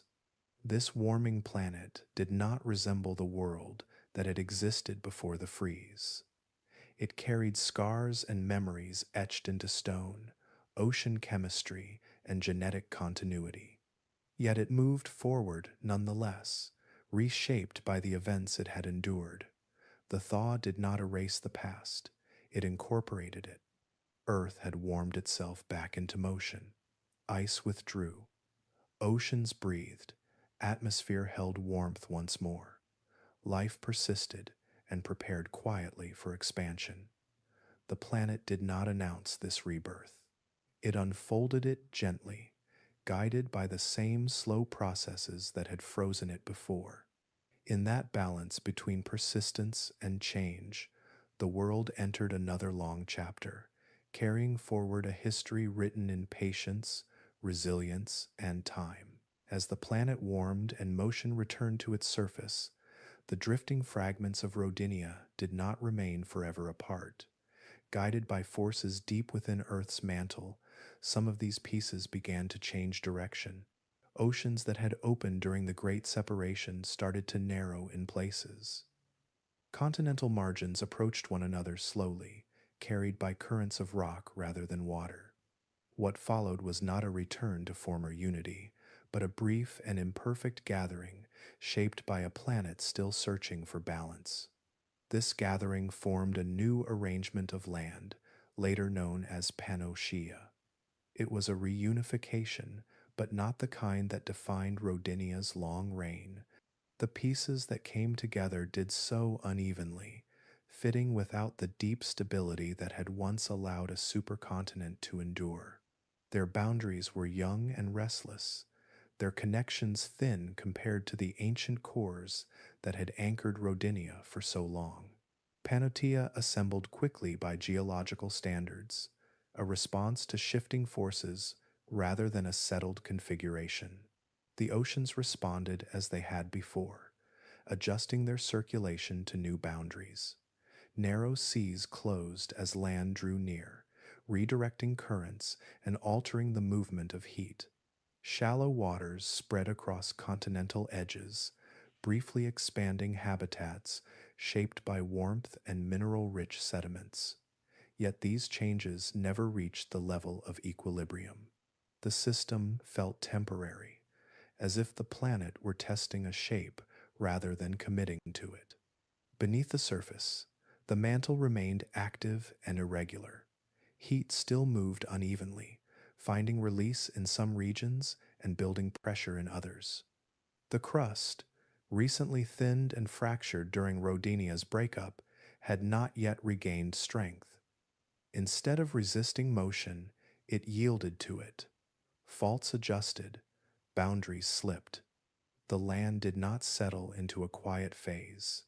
It continued to respond to internal forces that remained unresolved. Pangaea existed during a time when Earth's interior still carried more heat than it would later in its history. Plate motion was faster, less restrained by thick, stable crust. The forces that brought continents together were closely matched by those pulling them apart. Stability required time and cooling, neither of which had yet arrived. As a result, Panotia never achieved the balance necessary to persist. The reunification altered climate patterns once again. Winds shifted around the newly arranged landmass. Rainfall redistributed unevenly, falling more heavily in some regions while leaving others exposed. Ocean circulation adapted, but only briefly, as the configuration itself continued to change.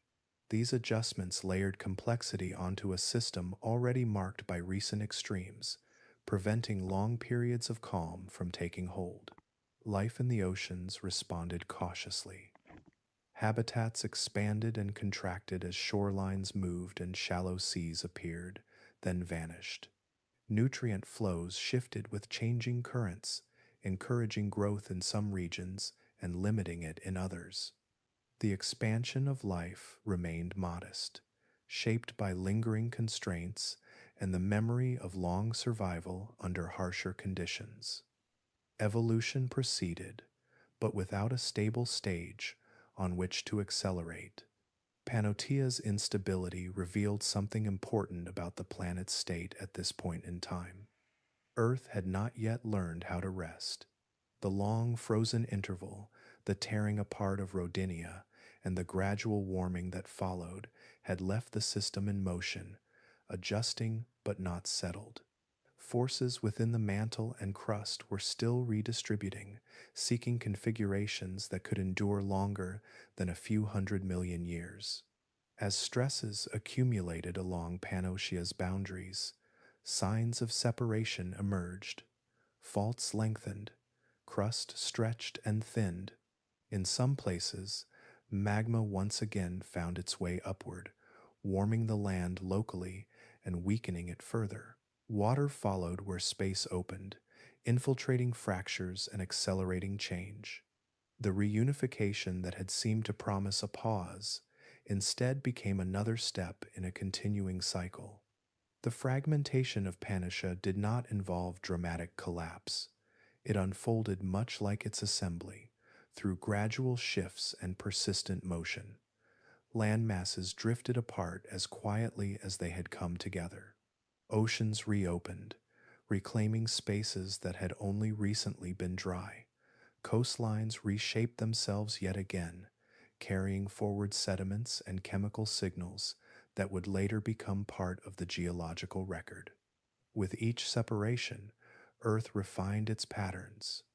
Plate boundaries became more defined, ocean basins deepened. The balance between land and sea continued to evolve. Although Panotia itself did not last, it contributed to this refinement by redistributing crust and altering internal dynamics. Even brief configurations leave traces, shaping what follows through momentum rather than permanence. The planet's restlessness during this period was not a flaw. It reflected a system still adjusting to cooling interior temperatures and changing surface conditions. Stability would come later, when the crust thickened and plate motions slowed enough to allow continents to remain joined for longer spans. For now, Earth explored its possibilities through motion, testing arrangements without settling into them. Panotia stands in the story of the planet as a fleeting chapter, a reminder that not every gathering of land leads to lasting unity. It existed long enough to matter, yet not long enough to define an era. Its brief presence underscores how dynamic the planet remained, even after surviving extremes of cold and renewal. As its fragments drifted away once more, Earth did not lose direction. It continued along its long trajectory, shaped by cycles of coming together and pulling apart. The restless motion of this time carried forward lessons written into the crust and mantle, preparing the planet for future configurations that would endure more quietly. In this era, Earth was still learning how to balance motion with stability. Panotia was part of that learning, a temporary answer to forces not yet settled. Its rise and fall unfolded gently, without spectacle, leaving behind a planet still in motion, still adjusting, still restless beneath its shifting skies and wandering seas. As continents gathered and drifted apart in Earth's deep past, a pattern began to take shape, not one written in singular events, but in underlying conditions. The early planets simply could not hold still for long. Beneath every temporary arrangement of land lay an interior that retained far more heat than it does today. This warmth shaped everything that happened at the surface, quietly but decisively, setting limits on how long any supercontinent could remain intact. Early in Earth's history, heat escaped from the interior more readily. The mantle was warmer, more energetic, and more dynamic. Currents within it moved with greater intensity, carrying material upward and outward at speeds that later ages would never experience. These deep motions translated directly into movement at the surface. Tectonic plates did not glide slowly as they tend to now. They traveled with urgency, driven by forces that rarely allowed equilibrium to settle. With faster moving plates came greater stress. Boundaries between plates adjusted constantly, never fully relaxing. Collisions built mountains, but those mountains did not linger undisturbed.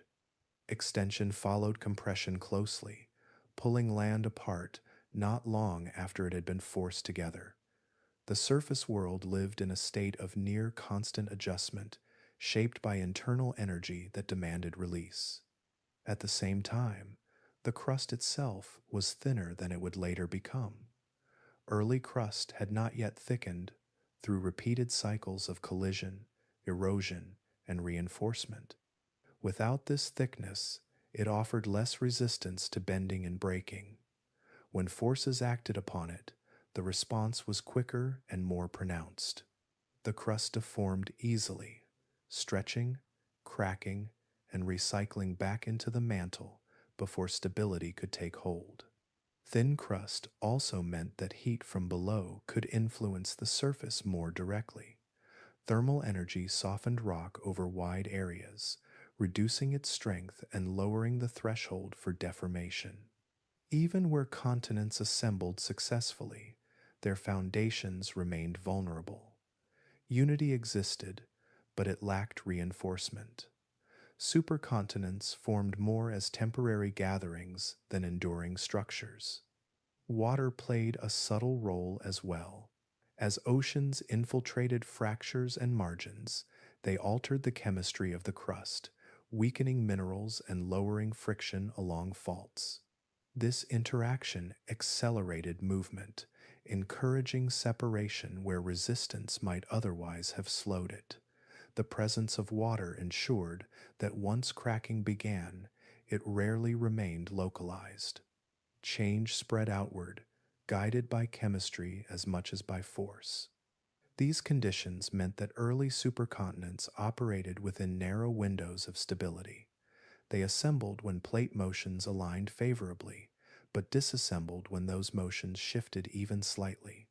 The internal engine of the planet did not pause long enough to allow a supercontinent to settle into long-term balance. Motion remained the default state. As Earth aged, this dynamic slowly began to change. Heat continued to escape into space, but at a diminishing rate.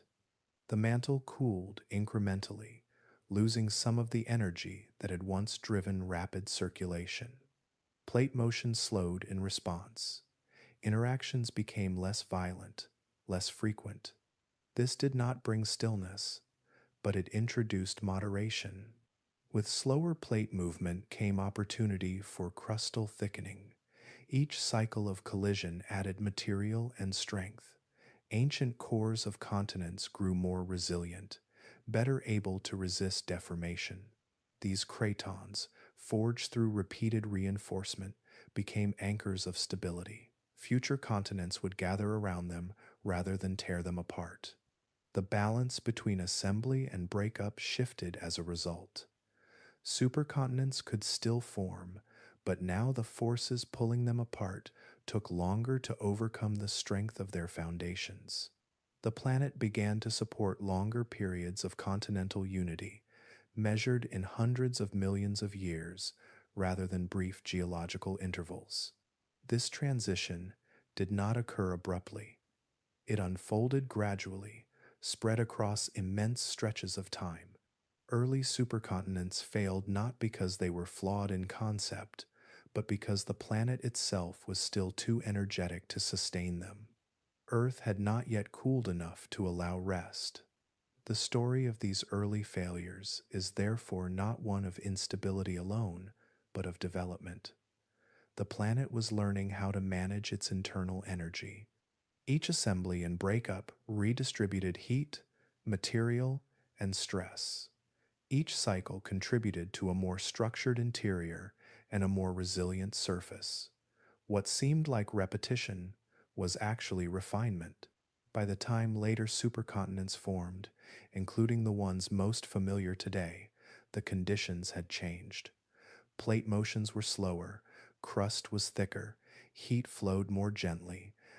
Stability, while never permanent, became achievable for longer spans. Continents could remain joined long enough to shape climate, ocean circulation, and life in lasting ways. The early inability to sustain supercontinents was part of this progression. Earth did not begin as a stable, balanced world. It earned that balance through time, through motion, through countless adjustments that carried the planet forward. Instability was not a weakness. It was a phase. In this light, the fleeting nature of early supercontinents takes on a different character. They were experiments conducted by a young, energetic planet, testing configurations that its internal state could not yet support. Their brief existences left behind lessons written into the crust, informing what would come later. Stability, as it turns out, was never Earth's starting point. It emerged slowly as heat dissipated and structure accumulated. Only then could continents remain together long enough to feel familiar, long enough to leave clear traces in the geological record. The earlier world moved too quickly, reshaping itself before memory could fully form. And so the early supercontinents did not last. Not because Earth resisted unity, but because it had not yet learned how to hold it. As the planet settled into a gentler rhythm after long cycles of fracture and reunion, change continued in places that left no immediate mark on the land. It unfolded instead within water and air, carried by chemistry and time rather than motion. The oceans, newly open and circulating more freely, began to change in ways that would quietly reshape life itself. Oxygen, once scarce and unevenly distributed, slowly accumulated. It did not arrive all at once, nor did it flood the atmosphere in a dramatic shift. It seeped into the planet's systems gradually, produced by microscopic life that had long mastered the capture of energy from light. As oceans circulated more effectively, this oxygen spread farther from its points of origin, dissolving into deeper waters and lingering longer in the air above the sea. This increase altered the rules under which life operated. Oxygen offered a new way to extract energy from food, one that yielded more return from the same materials. For organisms capable of tolerating it, oxygen was not simply a gas.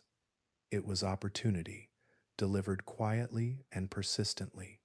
The oceans absorbed this change, adjusting their chemistry in response, creating gradients that stretched across depth and distance. At the same time, nutrients moved more freely than before. The breakup of earlier supercontinents exposed fresh rock to weathering. Rain and rivers carried dissolved minerals into the sea, enriching coastal waters and shallow basins. Volcanic activity added further elements, released gently from the planet's interior. These inputs did not overwhelm the oceans. They accumulated slowly, building fertility across regions that had once been limited by scarcity. With increased nutrients came denser microbial communities. Photosynthetic organisms thrived in sunlit waters, forming vast layers that drifted with currents and seasons. Their activity reinforced oxygen production, deepening the feedback between life and environment. The oceans became more dynamic, not through storms or violence, but through biological presence that thickened the living fabric of the sea. Within this changing chemistry, something new began to happen. Cells that had long existed independently found advantage in cooperation. Some remained attached after division. Others formed loose colonies, sharing resources and protection. These arrangements were simple, often temporary, yet they hinted at a different way of being alive. Division of labor began at the smallest scales, with some cells specializing while others supported. Multicellular life did not arrive as a sudden revolution. It emerged tentatively, in many forms that likely failed and vanished without leaving a trace. Early multicellular organisms were fragile, their structures soft and easily disrupted. They lived in water where buoyancy reduced the cost of size and where nutrients could be absorbed directly from surroundings. Their presence did not transform ecosystems overnight. It blended into existing microbial worlds almost unnoticed. The energy made available by oxygen supported this quiet experimentation. Larger bodies required more fuel, more coordination, more regulation. Oxygen provided the capacity to meet these demands, allowing cells to maintain connections over greater distances. Internal chemistry became more complex, but also more stable. Communication between cells developed gradually, guided by signals rather than control. As these early multicellular forms persisted, They altered their environments in subtle ways. Their feeding concentrated nutrients. Their waste redistributed chemistry. Their movement, however slight, stirred sediments and water layers that had remained undisturbed for long periods. These effects did not disrupt existing systems. They layered complexity atop them, adding new interactions without removing older ones. The rise of complexity during this time was silent in every sense. There were no shells to fossilize readily, no bones to preserve form. Bodies were composed of soft tissue that returned quickly to water and chemistry. What survived of this era exists mostly as faint impressions or chemical signatures, traces that require careful reading to detect. Life was changing, but it left few marks loud enough to announce its transformation. Evolution during this interval favored patience and integration. Speed and aggression offered little advantage in stable, nutrient rich environments. Instead, organisms that could maintain internal balance and coordinate activity endured. Complexity did not race forward, it accumulated. Each step built upon what had come before, testing arrangements quietly rather than reshaping ecosystems abruptly. The presence of oxygen also imposed limits. For some older forms of life, rising oxygen levels were challenging, even harmful. They retreated to environments where chemistry remained closer to earlier conditions, carving out niches that allowed them to persist alongside newer organisms. Life diversified not only through innovation, but through partitioning, finding ways to coexist within a more chemically varied world. The planet supported this transition by offering continuity. Oceans circulated steadily. Climate, though never static, avoided extremes that would erase fragile experimentation. The land remained largely barren, but its interactions with air and water continued to supply the sea with minerals essential for growth. Earth provided a stable backdrop against which complexity could arise without urgency. Multicellular life at this stage did not dominate. It coexisted. It explored form and function without pressure to expand rapidly. Many lineages likely appeared and vanished, leaving no descendants. Others persisted, refining internal organization across generations. This refinement mattered more than visibility. The groundwork for future diversity was being laid quietly, molecule by molecule, cell by cell. As oxygen continued to rise and nutrients remained abundant, the conditions that supported complexity became more widespread. The oceans offered more zones where energy and materials aligned favorably. Life responded not with explosion, but with quiet confidence. Complexity found its footing without fanfare. This period stands as one of Earth's most understated transitions. No mass extinction marked its beginning. No dramatic event announced its arrival. Yet it reshaped the trajectory of life more profoundly than many louder moments in the planet's history. The move from single cells to cooperative forms changed what life could become, even if it took millions of years for that change to reveal itself fully. In the long dream of Earth's history, this was a whisper rather than a shout. Oxygen rose, nutrients flowed, cells stayed together. Complexity began, unnoticed by any observer, carried forward by patience, chemistry, and time. As complexity began to take hold within the oceans, the great movements of land entered a quieter phase.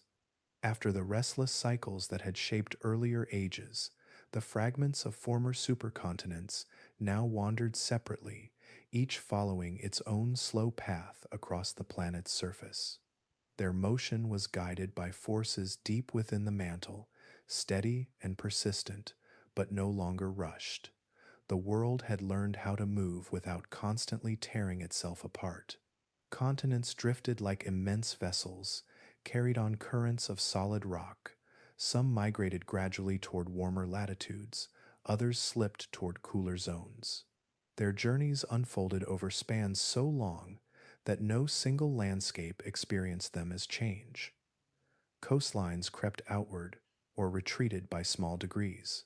Mountains rose through gentle compression, then softened through erosion. Nothing about this motion demanded attention, it simply continued. Between these traveling land masses, oceans expanded, young seas widened as crusts spread and cooled, forming broad basins that deepened over time. In other regions, older oceans narrowed as continents approached, their waters slowly displaced. These opposing processes did not cancel one another. They created rhythm.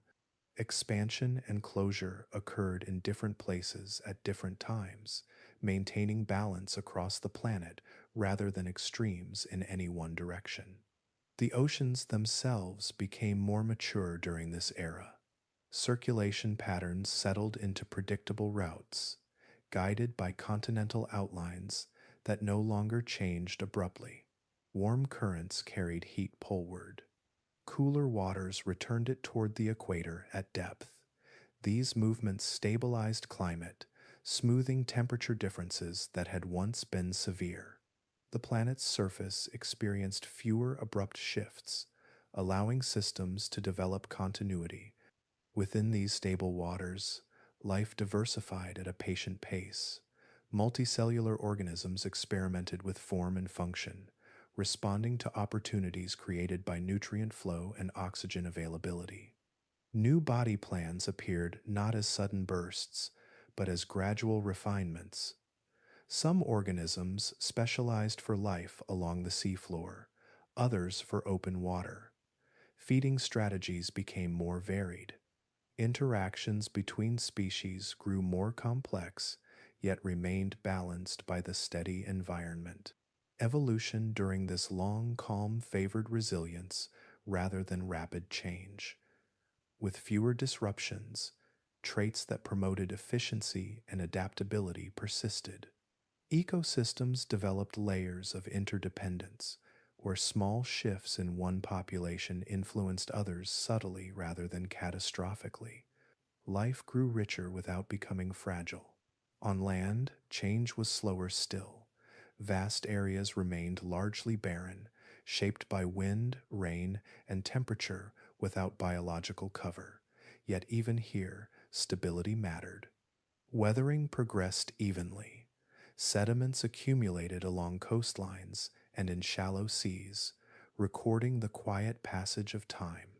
Chemical exchanges between land, sea, and atmosphere continued steadily, reinforcing the planet's long equilibrium. The sky reflected this calm. Atmospheric composition remained within ranges that avoided extreme cold or heat. Seasonal patterns repeated themselves with minor variation. Storms formed and dissipated along familiar tracks. The planet's energy budget balanced incoming sunlight with outgoing heat more effectively than it had during earlier extremes. Earth felt measured rather than strained. Tectonic activity did not cease. Volcanoes continued to rise where crust thinned. Earthquakes occurred along plate boundaries, but these events were woven into the background rather than dominating it. They released energy without restructuring the planet wholesale. The deep engine of Earth maintained motion while respecting the stability of the surface. Over hundreds of millions of years, this calm allowed memory to accumulate. Landscapes persisted long enough to develop recognizable patterns. River systems carved enduring paths. Sedimentary layers built up gradually, preserving traces of environments that lasted across immense spans. The geological record grew clearer, not because Earth had become less active, but because it had become more consistent. Life benefited from this consistency in ways that unfolded quietly. Genetic lineages branched and extended. Ecological niches filled slowly. Competition existed, but it rarely erased entire systems. Instead, balance emerged through adaptation. Diversity increased, not through sudden innovation, but through patient exploration of possibility.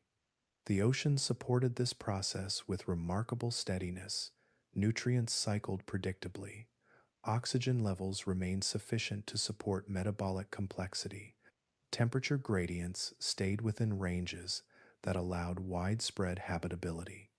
This stability did not eliminate challenges, but it reduced volatility, giving life time to respond rather than retreat. As continents continued their independent journeys, they carried with them unique histories shaped by latitude, climate, and interaction with the sea. These differences encouraged regional variation in life, even as global conditions remained broadly stable. Isolation and reconnection occurred gradually, shaping evolutionary pathways without sudden interruption. Earth's long calm did not represent stillness, it represented balance. Motion continued, but within limits that allowed continuity. The planet had learned how to breathe evenly, distributing heat, materials, and energy without tipping toward extremes. This phase did not erase the memory of earlier chaos. It built upon it, incorporating lessons learned through instability and survival. In this extended period of drift, the foundations of familiar worlds were laid, oceans matured, life diversified, the planet settled into rhythms that would support future complexity. Nothing announced this transition as significant. It unfolded as part of the ongoing dream, a stretch of time where Earth moved softly, carrying continents across its surface and life toward new forms, all without urgency. This was a world no longer testing its limits at every moment, but exploring its possibilities with patience. Hundreds of millions of years passed in this manner, marked not by catastrophe, but by continuity. Earth had entered a long calm, one that allowed both land and life to unfold at a pace measured not by struggle, but by endurance. As the long calm of drifting continents continued, the geological record did not settle into certainty. Beneath the clearer signals left by later worlds, older traces waited, faint and fragmented. These traces did not speak loudly. They appeared as whispers embedded deep within ancient crust, scattered across continents that had traveled far from their earliest positions. When scientists followed these hints far enough back, they encountered the outline of a possibility even older than Rodinia. The evidence did not form a complete picture.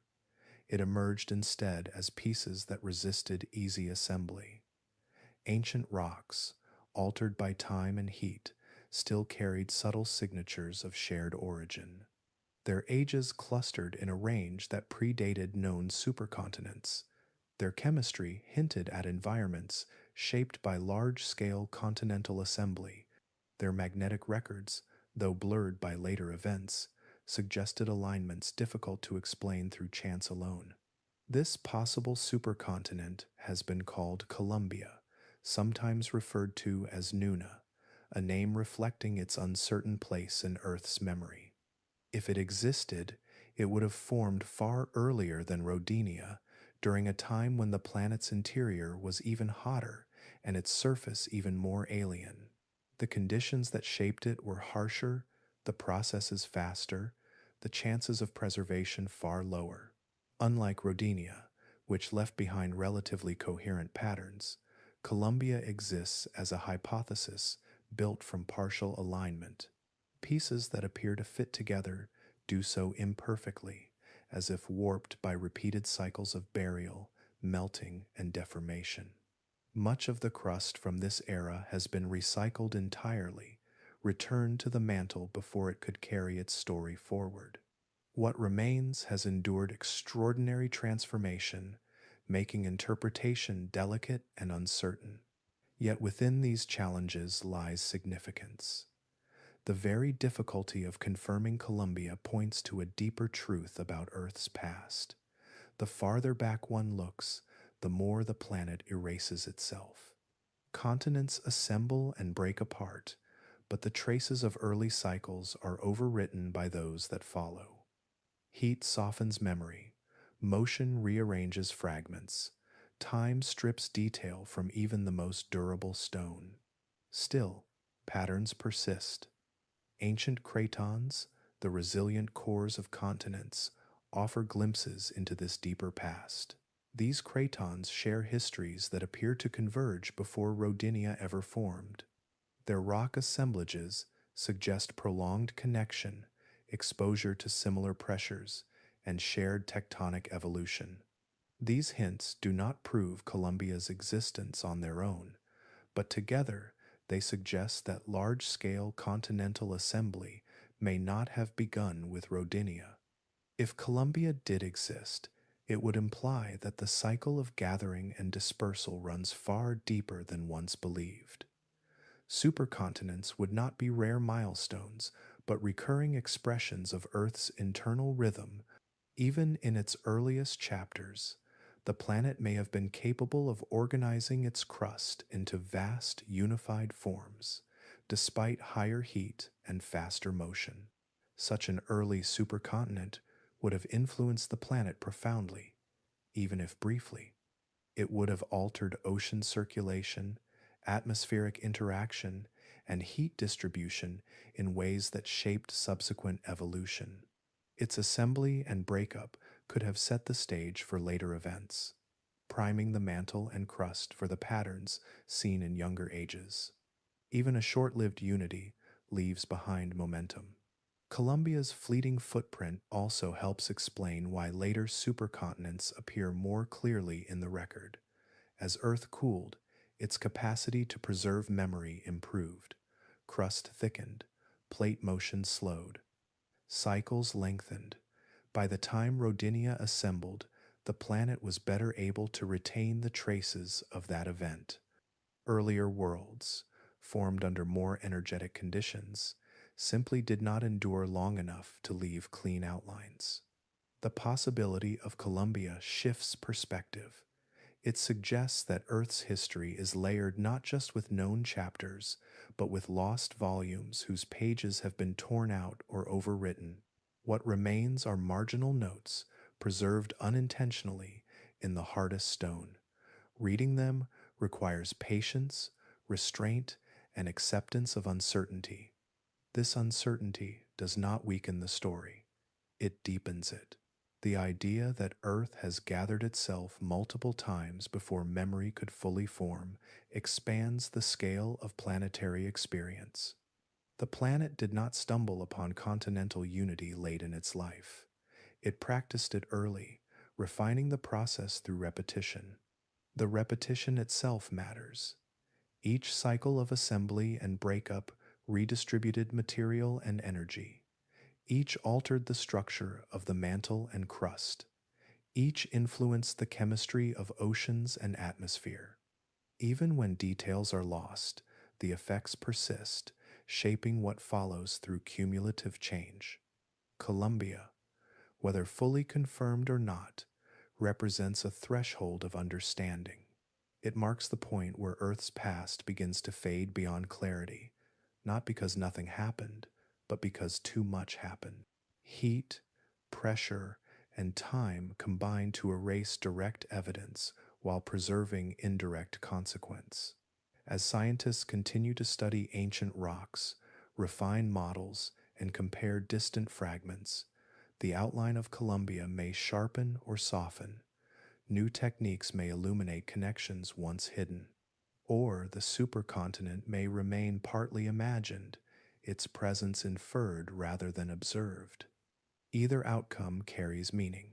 If Colombia existed, it confirms that Earth's cycles extend far deeper than once imagined.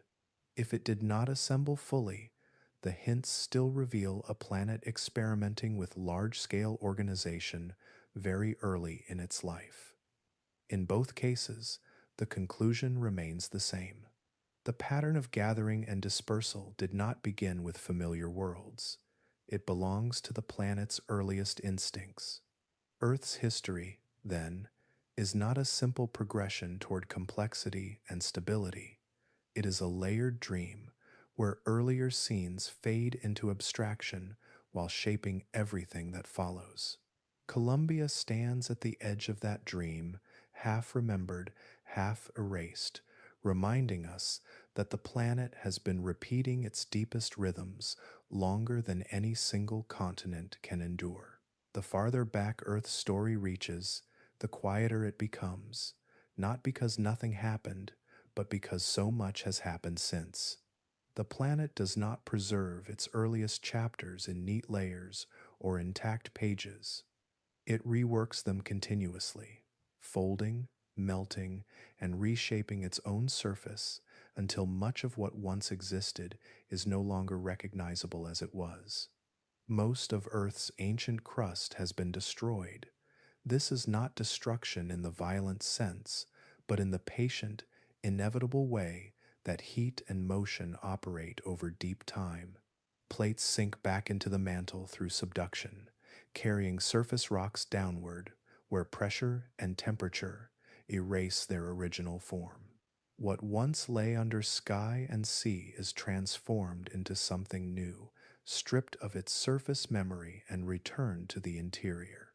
Over billions of years, this process has claimed the majority of the planet's earliest skin. The crust that survives does so unevenly. Certain regions, especially the oldest continental cores, manage to avoid complete recycling. These cratons endured not because they were untouched, but because they were resilient enough to persist through repeated stress. Even so, survival came at a cost. They were heated, compressed, fractured, and altered many times. Each event blurred their earlier identity, layering new information over old until the original signals became faint and difficult to isolate. What remains of Earth's oldest history is therefore fragmented. Pieces that once belonged together now lie on different continents, separated by oceans that did not exist when those rocks first formed. Their edges are worn, their internal structures have been modified. Their chemical compositions reflect not a single environment, but many, stacked one upon another. Reading such rocks requires careful separation of overlapping stories, like listening for a whisper beneath a chorus of later voices. Time itself complicates this effort. The longer a rock remains within Earth's active interior system, the more it changes. Heat rearranges minerals, pressure realigns structures, fluids move through microscopic pathways, carrying elements in and out. These processes do not erase all information, but they overwrite it selectively. Some signals survive, others fade beyond recovery. The further back scientists look, the more they must rely on what endured by chance rather than by design. Earth actively erases its own past through motion. Unlike worlds with stagnant surfaces, Earth renews itself constantly. This renewal supports habitability, recycling nutrients, and regulating climate, but it comes at the expense of memory. Mountains rise and fall, oceans open and close, continents assemble and separate. Each cycle reshapes what came before, using ancient material as raw input for new forms. Even when ancient crust avoids destruction, it rarely remains unchanged. Rocks that formed at the surface are buried deep within the planet during collisions. Later, they may return through uplift and erosion, but they carry the scars of their journey. Their textures reflect deformation. Their minerals record multiple phases of heating and cooling. Untangling their original context becomes a subtle art rather than a straightforward reading. The tools used to study these rocks must therefore work indirectly. Scientists do not expect complete records. They search instead for consistency across fragments, similar ages, similar chemistry, similar magnetic memory. Each match is a small confirmation, not of a specific event, but of a shared history. The oldest chapters are reconstructed not from single discoveries, but from patterns that repeat across widely separated places. This difficulty increases sharply with age. Records younger than a few 100 million years can be read with relative clarity. Older than that, certainty declines. By the time the record reaches back beyond Rodinia, the planet has already overwritten much of the evidence. Supercontinents that may have existed earlier left behind only traces strong enough to resist multiple rounds of alteration. Their outlines blur into possibility rather than fact. Erosion plays its role as well. Wind, water, and ice wear down exposed rock, carrying sediments away from their source. Over time, these sediments are compacted, buried, and transformed into new rock. The original landscape disappears, replaced by materials that no longer preserve their surface story. Even without tectonic recycling, surface processes alone would gradually erase ancient forms. The ocean floor is especially unforgiving to memory. Oceanic crust forms, spreads, and sinks back into the mantle on relatively short timescales. Almost none of it survives beyond a few 100 million years. Any record preserved there is temporary by nature. This means that vast portions of Earth's early surface history, especially those shaped by ancient oceans, are permanently lost. What remains on land is therefore selective and incomplete. The rock record favors stability over motion, preservation over dynamism. Events that occurred in stable regions are overrepresented, while those in more active zones vanish. This bias shapes how Earth's past appears to us, emphasizing certain processes while obscuring others. Despite these limitations, the fragments that endure are remarkably informative. Even altered rocks retain internal clocks, elemental patterns, and structural hints. They do not tell complete stories, but they tell enough to suggest what once existed. They confirm that Earth has lived many lives, far more than are preserved intact. The difficulty of finding Earth's oldest history is not a failure of investigation. It is a consequence of how the planet works. Earth does not archive itself, it transforms itself. The same processes that allow life to persist, climate to regulate, and continents to renew are the ones that erase early chapters beyond easy recognition. Understanding this changes how deep time is viewed. Absence of evidence is not absence of activity. It often reflects excess activity, so much change that early traces could not survive. The oldest history is hard to find because it was lived intensely, reshaped repeatedly, and rarely allowed to rest. What remains is a quiet, partial memory carried in stone that endured against the odds. Each fragment is valuable not because it is complete, but because it exists at all. Together, these fragments form a suggestion rather than a record, a reminder that Earth's past extends far beyond what can be neatly recovered. In this way, the planet teaches patience. Its earliest history must be inferred gently, from whispers rather than declarations. Earth erases its past, not out of neglect, but out of motion. And within that erasure lies the proof of how active, how alive, and how endlessly changing the world has always been. By the time Pangaea began to assemble, the planet had changed in ways subtle but profound. Earth's interior had cooled further, shedding some of the restless energy that once drove rapid and uneven motion.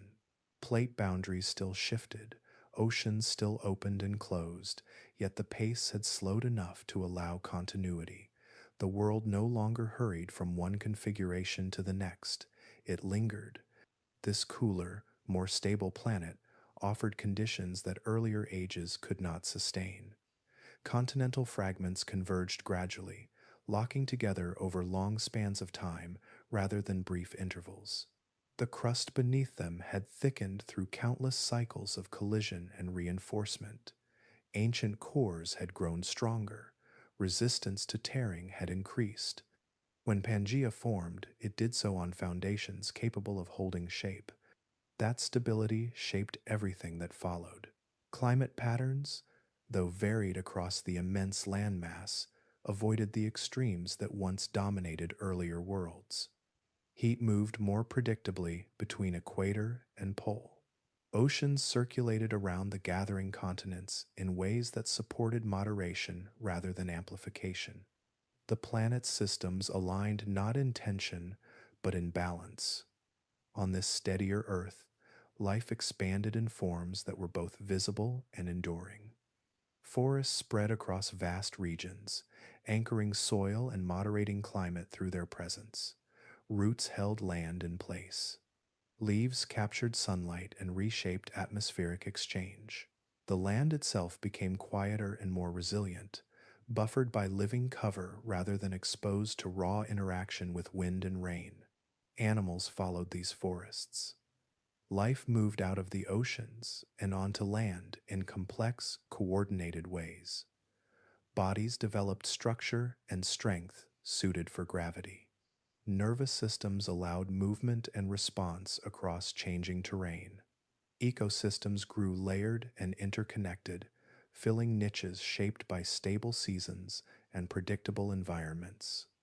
This was a world where life could leave lasting impressions. Pangaea supported not just life, but memory. The presence of bones, shells, and hard parts transformed the fossil record. Organisms that lived upon this supercontinent left behind remains capable of enduring deep burial and slow transformation. Their shapes persisted, preserved within sedimentary layers that accumulated gradually rather than being erased by rapid upheaval. The land itself recorded its story clearly. Mountain ranges formed during collisions stood long enough to erode slowly, leaving behind recognizable structures. River systems carved paths that persisted for millions of years. Sediments settled in orderly layers, each marking a period of relative calm. The geological record of this time reads not as fragments, but as chapters. Oceanic crust from this era fared little better than earlier oceans, yet the continents retained far more of their history. Subduction continued, but it progressed at a pace that allowed large portions of continental crust to survive. The outlines of Pangaea remain legible not because the planet stopped moving, but because it moved slowly enough to allow preservation. This is why Pangaea feels familiar. It existed on an Earth that resembles the one known today more closely than any earlier world. Its climates, though different in detail, operated within ranges recognizable to modern life. Its ecosystems followed principles that still apply. Its landscapes, though ancient, would not feel entirely alien to walk upon. Human understanding reflects this familiarity. The rocks of the Pangaean world are more accessible, less altered by repeated cycles of heating and deformation. Their chemistry is clearer, their structures less distorted, their ages easier to measure. Scientists do not need to reconstruct Pangaea from scattered hints alone. They can trace its outlines directly through matching coastlines, aligned mountain belts, and well-preserved fossils. The time depth of Pangaea also works in its favor. It sits closer to the present, separated by fewer cycles of recycling and erasure. Fewer supercontinents have come and gone since its breakup. Less of its story has been overwritten. The planet has not yet fully reclaimed it. Cultural memory plays a role as well. Pangaea appears early in education, often as the first example of continental unity. Its map is simple, its shape intuitive. It provides a clear contrast to the modern arrangement of land. Earlier supercontinents require abstraction. Pangaea can be seen, yet this familiarity can be misleading. Pangaea was not unique in its significance. It was simply fortunate in its timing. It formed when Earth was ready to remember. Earlier worlds shaped the planet just as deeply, but they existed on an Earth that erased itself more completely. Pangea's forests and animals make it feel alive in ways earlier continents do not. The presence of visible life creates emotional connection. A world with trees and creatures invites recognition. A barren or microbial world requires imagination. As a result, Pangea anchors Earth's deep history in something relatable, even though it represents only one chapter among many. The clarity of Pangea does not diminish the importance of what came before. Instead, it highlights the long process that made such clarity possible. Stability had to be earned, crust had to thicken, plate motion had to slow, life had to evolve structures capable of leaving durable traces. Only then could a supercontinent leave behind a record that feels complete. That is why Pangaea remains vivid while earlier worlds fade into suggestion. It arrived at the right moment in Earth's long story when motion and memory briefly aligned. The planet was calm enough to hold its form, and life was complex enough to record its presence. We remember Pangaea not because it mattered more than earlier supercontinents, but because it arrived when Earth could finally keep a clearer record of itself. In that sense, Pangaea is not the beginning of the story, but the first chapter that stayed legible long enough for us to read. Across all the ages traced so far, one pattern rises above individual continents and vanished worlds. It is not dramatic, nor sudden, nor tied to any single moment. It unfolds quietly, repeated so often that it becomes easy to overlook. Earth moves in a slow, repeating rhythm, gathering itself, pulling apart, and reshaping its surface again and again. Continents do not wander aimlessly. Their motion follows deep currents within the planet, guided by heat rising from the interior and gravity settling the surface. Over long spans of time, fragments drift toward one another. Margins collide, oceans narrow. Mountain belts rise where land meets land, lifting stone that will one day be worn back down. The gathering is gradual, measured in motions too slow to notice, yet powerful enough to redraw the globe. When continents assemble, they change how Earth breathes. Air circulates differently around massive land masses. Oceans redirect their currents along altered pathways. Heat pools in some regions and escapes more easily in others. Climate shifts quietly, responding to new arrangements without protest or intention. The planet adapts to its own shape. Then, just as gradually, the balance begins to change. Heat that once escaped freely becomes trapped beneath thickened crust. Pressure grows. Rock weakens along seams formed long ago. What had been strong becomes flexible. Fractures open, not suddenly, but persistently. Land stretches, valleys form, new crust rises where old crust thins. Continents begin to break. Again, the separation is not violent in the way humans imagine destruction. It unfolds as release rather than rupture. Magma fills widening gaps. Water follows gravity into newly formed basins. Seas appear where solid ground once stood.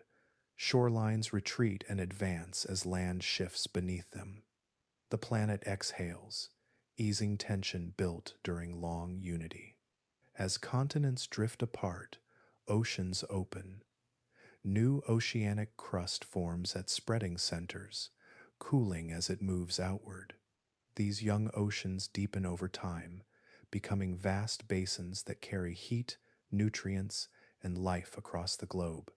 Their circulation connects distant places, smoothing temperature differences and redistributing chemistry.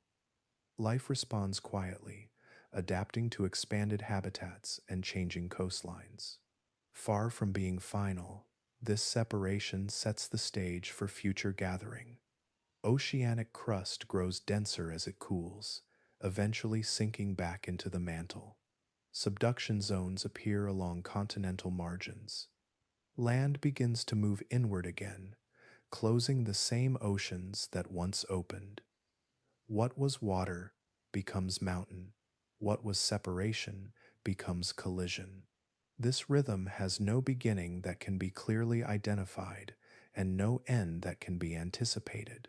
It repeats not because Earth seeks repetition, but because its internal processes naturally produce it. Heat rises. Plates move. Gravity settles matter. Over and over, the same ingredients interact, yielding familiar patterns without identical outcomes. Each cycle leaves its mark. Continents do not return to the same places or forms. Oceans do not reopen in the same shapes. Life does not reset. Instead, the planet carries forward memory through structure, chemistry, and biological continuity. What changes is layered upon what came before, creating a world that feels familiar yet is never the same. This repetition does not imply stagnation. Within the cycle, transformation continues. Supercontinents alter climate and drive biological change. Breakups create isolated environments where life diverges. Open oceans connect distant ecosystems. Closed seas trap chemistry and redirect energy. Each phase offers different possibilities, shaping evolution in ways subtle and profound. The slowness of this rhythm is essential. By unfolding across hundreds of millions of years, it allows systems to adjust without collapse. Life has time to adapt. Landscapes have time to erode and reform. Chemical cycles find balance. Rapid change would erase continuity. Too much stillness would limit variation. The pace Earth maintains sits between these extremes, guided by physics rather than preference. Human time struggles to grasp this rhythm because it operates beyond experience. Mountains that feel permanent are temporary expressions. Oceans that seem eternal are transitional. Continents that define maps are arrangements already changing beneath our feet. Yet, this does not diminish their meaning. It places them within a larger motion that lends coherence to Earth's long story. Seen this way, familiar events gain deeper context. The assembly of Pangea was not exceptional. It was one beat in a long pattern. Earlier supercontinents followed similar paths. Future ones will do the same. The planet does not aim for a final configuration. It circulates through states, each one preparing the conditions for the next. The rhythm continues even now. Plates still move, oceans still widen and narrow, heat still rises from the mantle, erosion still reshapes the land. None of this is paused or completed. The cycle does not wait for observation. It proceeds with patient indifference to timescales other than its own. What makes this rhythm remarkable is not its repetition, but its reliability. Across a planet that has frozen nearly solid, fractured its largest continents, and erased much of its own surface, the same fundamental pattern persists. Earth gathers itself. Earth pulls apart. Earth opens seas. Earth closes them again. Within this motion, life finds opportunity. Continuity without stasis allows complexity to grow. Change without chaos permits endurance. The rhythm does not favor any single outcome, but it sustains the conditions under which many outcomes are possible. Earth's surface may look different with every cycle, yet beneath those differences lies the same guiding motion. Heat drives movement. Movement reshapes the surface alters climate. Climate influences life. Life, in turn, changes the atmosphere and chemistry, feeding back into the system. Nothing in this process demands urgency. Nothing seeks resolution. The rhythm exists because the planet exists. As long as Earth retains heat, gravity, and motion, continents will continue to gather and separate, oceans will open and close, and the cycle will carry on, steady and unbroken, a slow heartbeat beneath the world we know. Beneath every landscape and every ocean, a quiet exchange continues without pause. Heat rises from Earth's interior, carried upward through rock that moves slowly yet relentlessly. This heat is not merely warmth, it is the engine that drives motion, the force that sets plates drifting and continents wandering. Without it, the surface would stiffen into stillness. With it, the planet remains alive to change. As heat moves, motion follows. Plates shift their positions by small amounts each year, guided by currents deep within the mantle. Over long spans of time, those small movements accumulate into sweeping rearrangements. Continents gather and part, oceans widen and narrow. Mountains rise where land converges, then soften as erosion carries them back toward the sea. Motion gives Earth its shape, but that shape never holds still. The rearrangement of land and sea reshapes climate.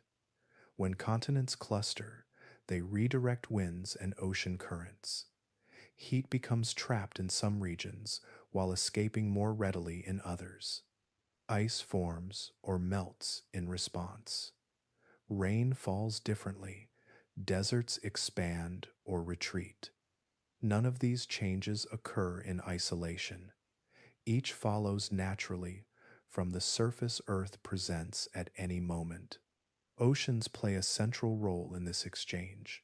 They absorb heat near the equator and release it toward the poles. They carry dissolved gases and nutrients across vast distances. Their circulation responds to the outlines of continents and the depth of basins, adjusting when land shifts beneath them. Through water, heat is shared and softened, preventing extremes from dominating indefinitely. Climate, shaped by this constant motion, then reshapes life. Temperature determines which organisms can survive in a given place. Rainfall decides where plants can grow and where bare rock remains exposed. Ice limits access to sunlight and water. Warmth encourages productivity. These conditions set the boundaries within which life adapts, diversifies, or withdraws. Life does not passively endure these conditions. It responds by altering its environment, sometimes subtly, sometimes profoundly. When photosynthetic organisms release oxygen, they change the chemistry of air and sea. When plants colonize land, they anchor soil, slow erosion, and regulate the exchange of gases. When ecosystems grow complex, they recycle nutrients and stabilize local climates. Life becomes part of the system that shapes it. Through this interaction, the atmosphere itself transforms. The balance of gases shifts in response to biological activity. Oxygen accumulates. Carbon dioxide rises or falls depending on rates of production and removal. These changes influence how much heat the atmosphere retains, feeding back into climate. Warmer temperatures speed certain chemical reactions. Cooler conditions slow them. The system adjusts itself through countless small exchanges. This is not a system guided by intention or awareness. Earth does not choose balance, yet balance emerges through connection. When one part shifts, others respond. Heat drives motion. Motion reshapes climate. Climate influences life. Life alters the atmosphere. The chain loops back upon itself, endlessly. Over deep time, this self-regulation has allowed Earth to recover from extremes. Periods of intense cold eventually eased. Times of intense heat moderated. While conditions have varied greatly, the planet remained within bounds that permitted continuity. This resilience does not come from resistance to change, but from flexibility. The system bends, rather than breaks. Rock weathering offers one example of this balance. As mountains rise, rain and wind wear them down. The products of erosion carry carbon from the atmosphere into the oceans and crust, reducing greenhouse warming. Cooler temperatures allow ice to form, slowing erosion and preserving carbon in the air. The system responds to its own effects, adjusting pace rather than halting movement. Life participates in this exchange as well. When conditions favor growth, life expands, altering chemistry and reflectivity of the surface. When conditions become harsh, life contracts, reducing its influence.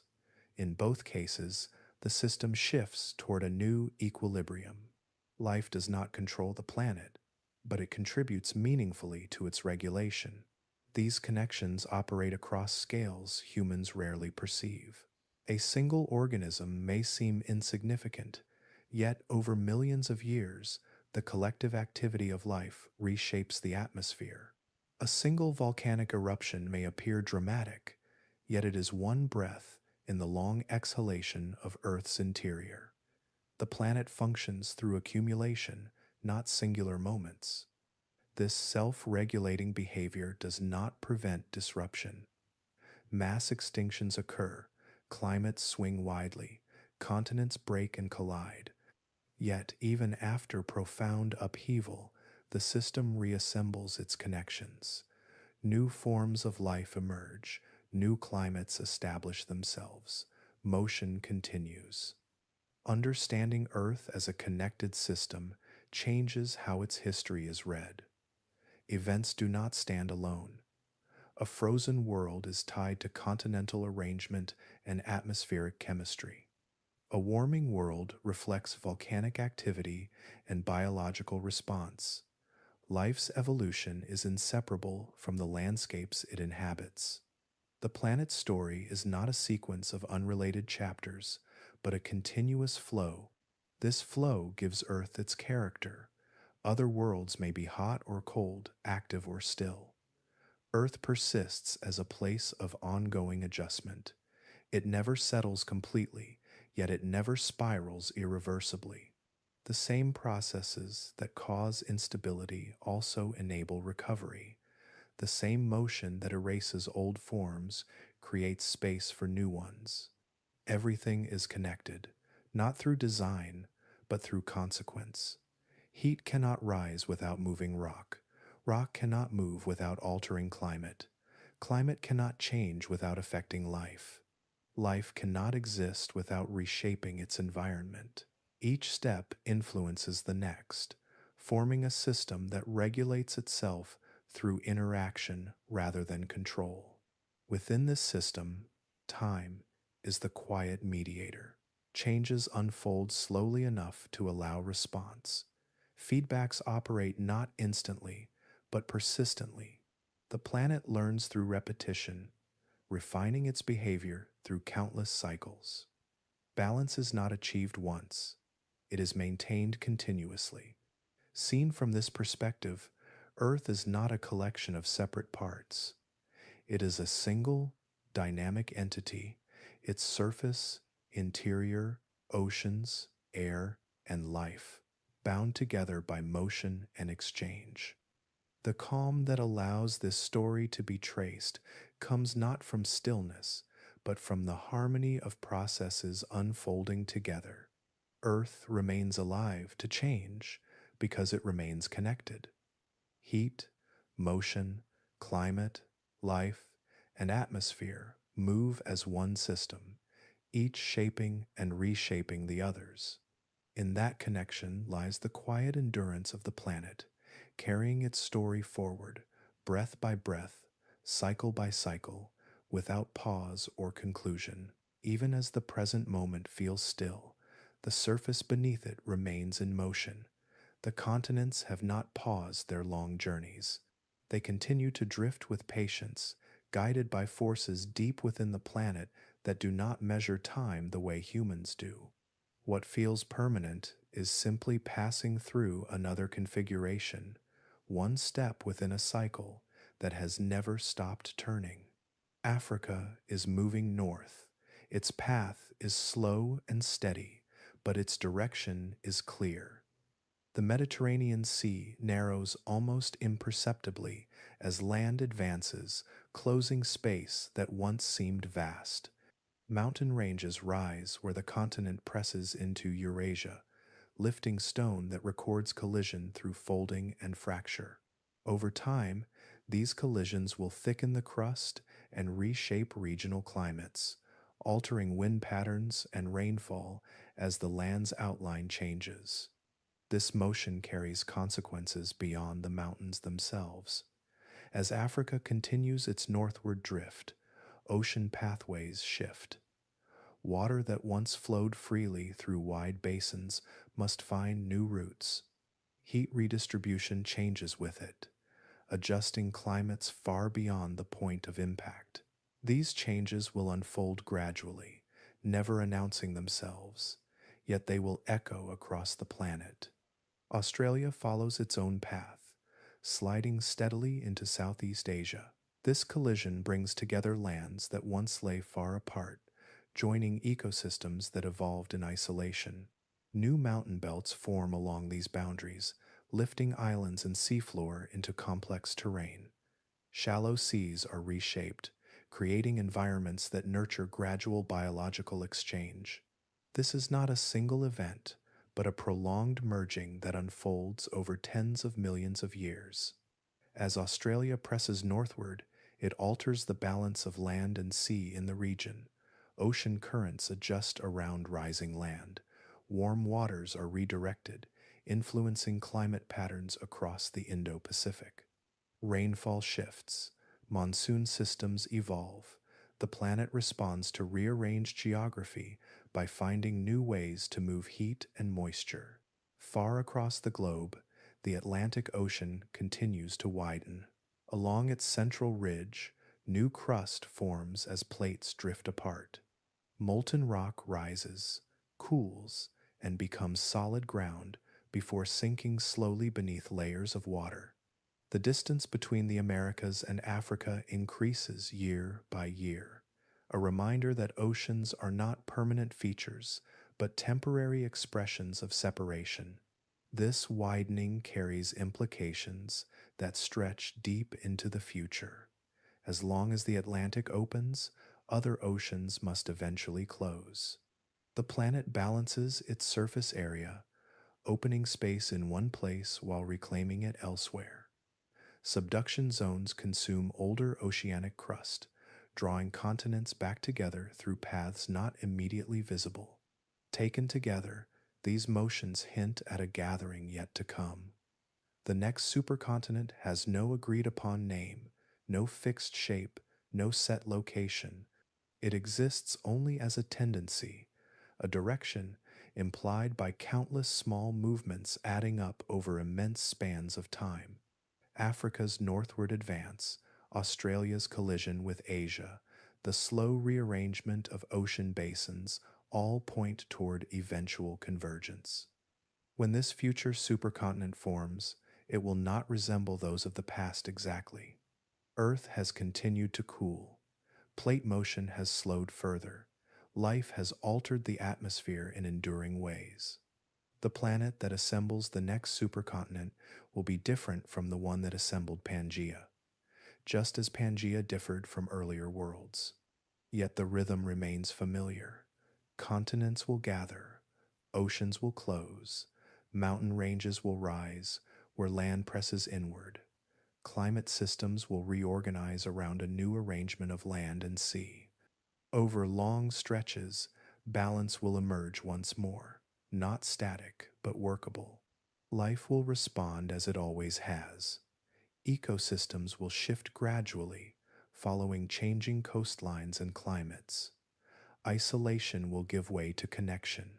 Species will migrate or adapt. No sudden transformation will define the moment. The world will change through accumulation rather than drama.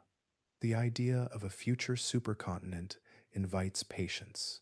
It reminds that Earth's present geography is not a final state, but a temporary alignment. Continents that feel distant now will one day touch. Oceans that define modern maps will one day vanish beneath mountains or retreat into memory preserved only in stone. These changes do not rush toward completion. They unfold on timescales that make human history appear brief and weightless.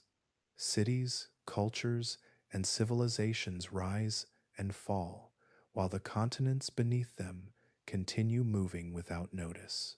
The planet carries on, unbothered by the speed of observers. Understanding this future gathering reframes the present. The widening Atlantic is not merely expansion, but preparation.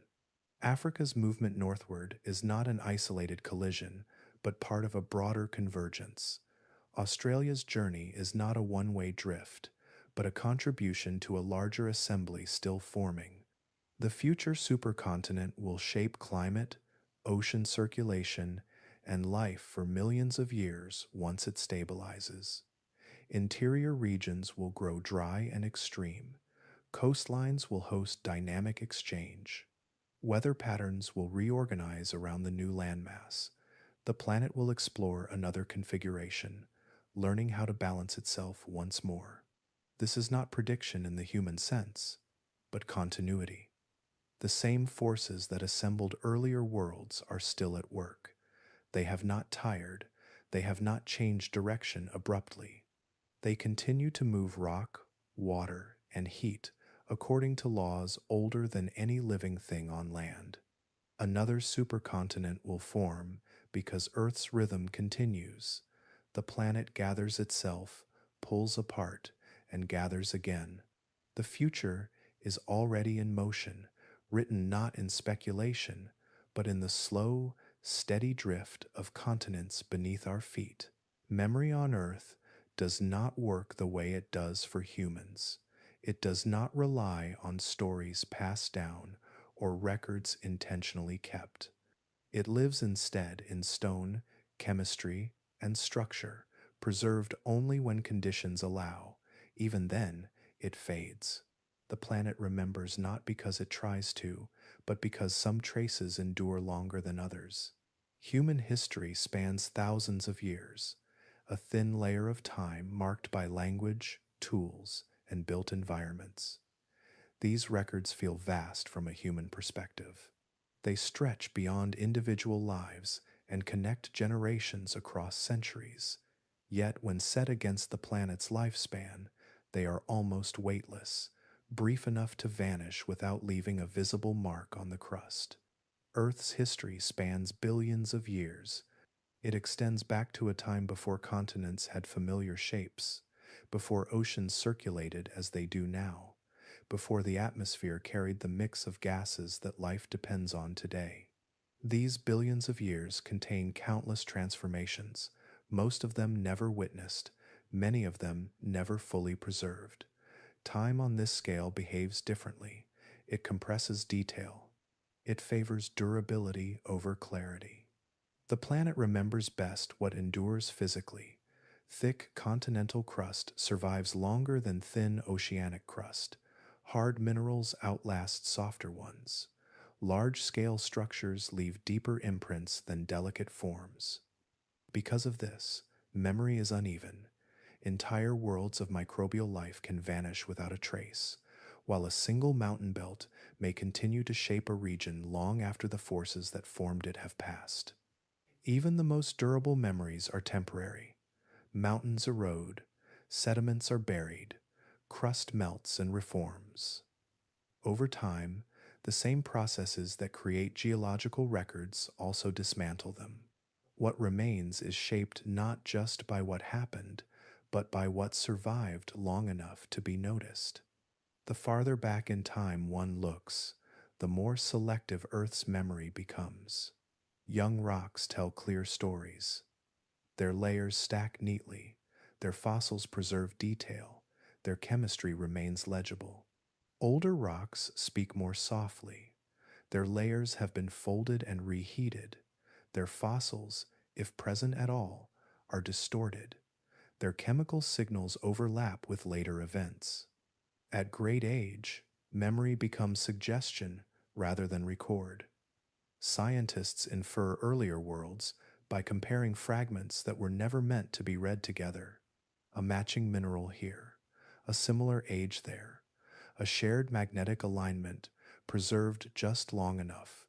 From these, outlines emerge, but never certainty. The planet remembers fragments, not full narratives. Much of what Earth has experienced is permanently lost. Entire ocean basins have vanished beneath continents. Ancient mountain ranges have been eroded to plains, then buried, then melted. Early atmospheres have escaped into space or been transformed beyond recognition. Life has evolved, diversified, and collapsed in forms that left no durable trace. This loss is not accidental. It is the natural result of a dynamic planet. Earth recycles itself to remain active and habitable. Subduction returns surface materials to the mantle. Volcanism creates new crust. Weathering reshapes land. These processes erase as much as they create. Memory fades because renewal continues. What survives does so by coincidence. A craton avoids subduction. A sedimentary basin escapes heating. A mineral locks in a chemical signature before alteration can erase it. These moments of preservation are rare, yet they accumulate enough to sketch a long, incomplete history. Earth's memory is therefore not continuous. It contains gaps larger than entire eras. These gaps are not mistakes in understanding, but features of the system itself. The planet does not archive every stage of its life. It allows some moments to persist while others dissolve back into the flow of matter. Understanding this reshapes how deep time is viewed. The past is not missing because nothing occurred. It is missing because so much occurred that evidence could not survive intact. Loss increases with age, not because events diminish, but because transformation accelerates. This also means that absence carries meaning. When records disappear, they signal periods of intense motion, heat, or recycling. A missing chapter points to activity powerful enough to erase itself. Silence in the geological record often reflects upheaval rather than calm. Human efforts to reconstruct Earth's past work within these limits.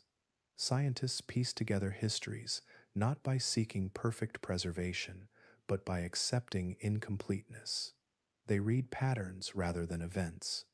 They infer processes rather than moments. Knowledge grows through convergence when many small clues align.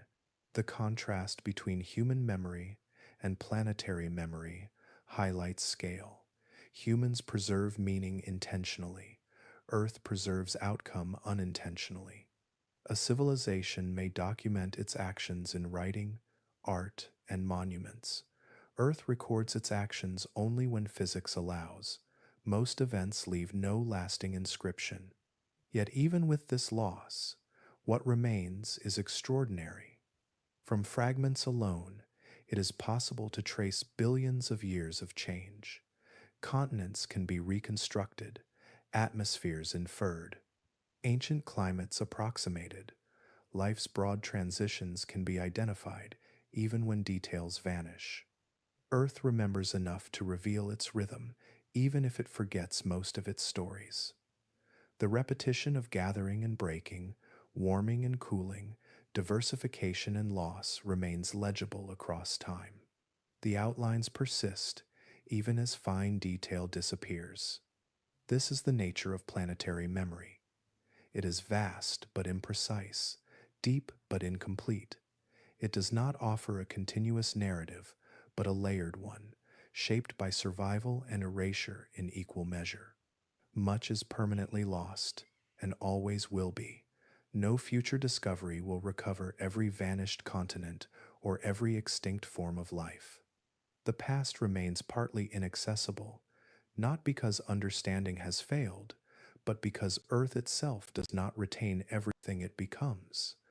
And yet, What remains is enough to sense the scale of the journey, enough to know that Earth has lived many lives before the present one, enough to see that memory, like the planet itself, is shaped by time, motion, and endurance. Earth remembers not as a historian, but as a survivor. It carries forward only what can endure the long passage of change. Everything else returns quietly to the flow from which it came, leaving behind a world that is always new, always old, and never fully remembered. Every surface beneath our feet carries a history far older than memory. The ground feels solid and final, yet it is only the latest expression of a planet that has been rebuilt countless times. Earth is not a place that preserves itself intact. It recycles, reshapes, and reuses its own substance, turning former worlds into the foundation of the present one. Mountains are among the most visible reminders of this recycling. They rise where continents once collided, their heights marking the pressure of land pressing against land. These towering forms are not permanent achievements. They are scars lifted by force and slowly softened by time. Wind, rain, and ice wear them down grain by grain, carrying their substance outward into plains and seas. What once stood as a peak becomes sediment, then stone again, folded into future landscapes. Even the oldest mountain ranges still visible today are remnants rather than originals. Their cores contain rocks that have been buried deep within Earth, heated, compressed, and returned to the surface through uplift. These rocks did not begin as mountains. They were once seabeds, volcanic arcs, or fragments of crust formed in environments that no longer exist. Their current shape is a chapter written long after their creation. Coastlines tell a similar story. They appear to mark a boundary between land and sea, yet that boundary has never been fixed. Coastlines trace ancient tiers where continents split apart, where new oceans opened and old ones closed. What is now shoreline was once deep interior, far from water. What is now ocean floor was once land exposed to sky and weather. As continents broke and drifted, water rushed into newly formed gaps, reshaping the edge between solid and liquid. Over time, these edges shifted again as land rose or subsided. Sediments accumulated along margins, recording the slow exchange between erosion and deposition. Each coastline is therefore a moving line, a record of separation and reunion repeated over immense spans of time. The continents themselves are mosaics of vanished worlds. No continent is made from a single, unified piece of crust. Each is assembled from fragments that formed in different places and at different times. Some pieces originated near ancient volcanic chains. Others began as parts of distant supercontinents. Still others were scraped from oceanic plates and welded onto land during collision. These fragments carry distinct chemical signatures and ages, revealing their separate origins. When assembled together, they form continents that appear whole but are internally diverse.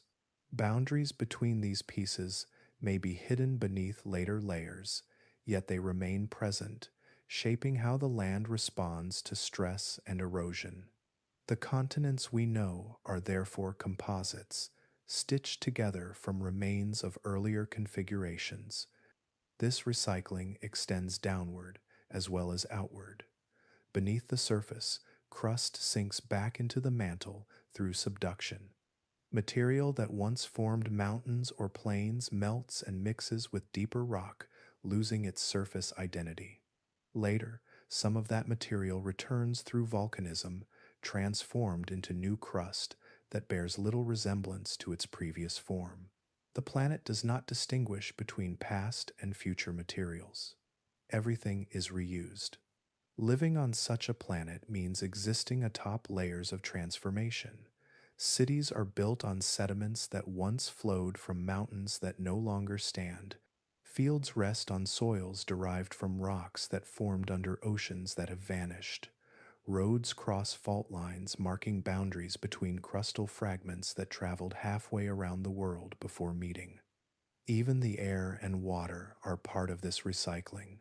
Carbon moves from atmosphere to rock, from rock to ocean, from ocean back to air. Water cycles through ice, liquid, and vapor, carving landscapes and then refilling basins shaped by earlier motion. Nothing remains in one state forever. Stability is always temporary. Life itself participates in this process. Plants break down rock through roots and chemistry, accelerating weathering. Organisms extract minerals and return them to the environment through decay. Over long periods, biological activity influences the composition of sediments and atmosphere, altering how future landscapes will form. Life becomes both passenger and participant in Earth's recycling. This constant renewal shapes how history is preserved. Older landscapes are rarely visible because they have been overwritten by younger ones. What remains visible today survived not because it was important, but because it endured. Survival depends on location, composition, and chance. As a result, the surface appears familiar even though it is built from unfamiliar origins. Understanding Earth as a recycled planet changes the meaning of permanence. Mountains feel eternal, yet they are temporary expressions of deeper motion. Coastlines feel fixed, yet they wander across the globe.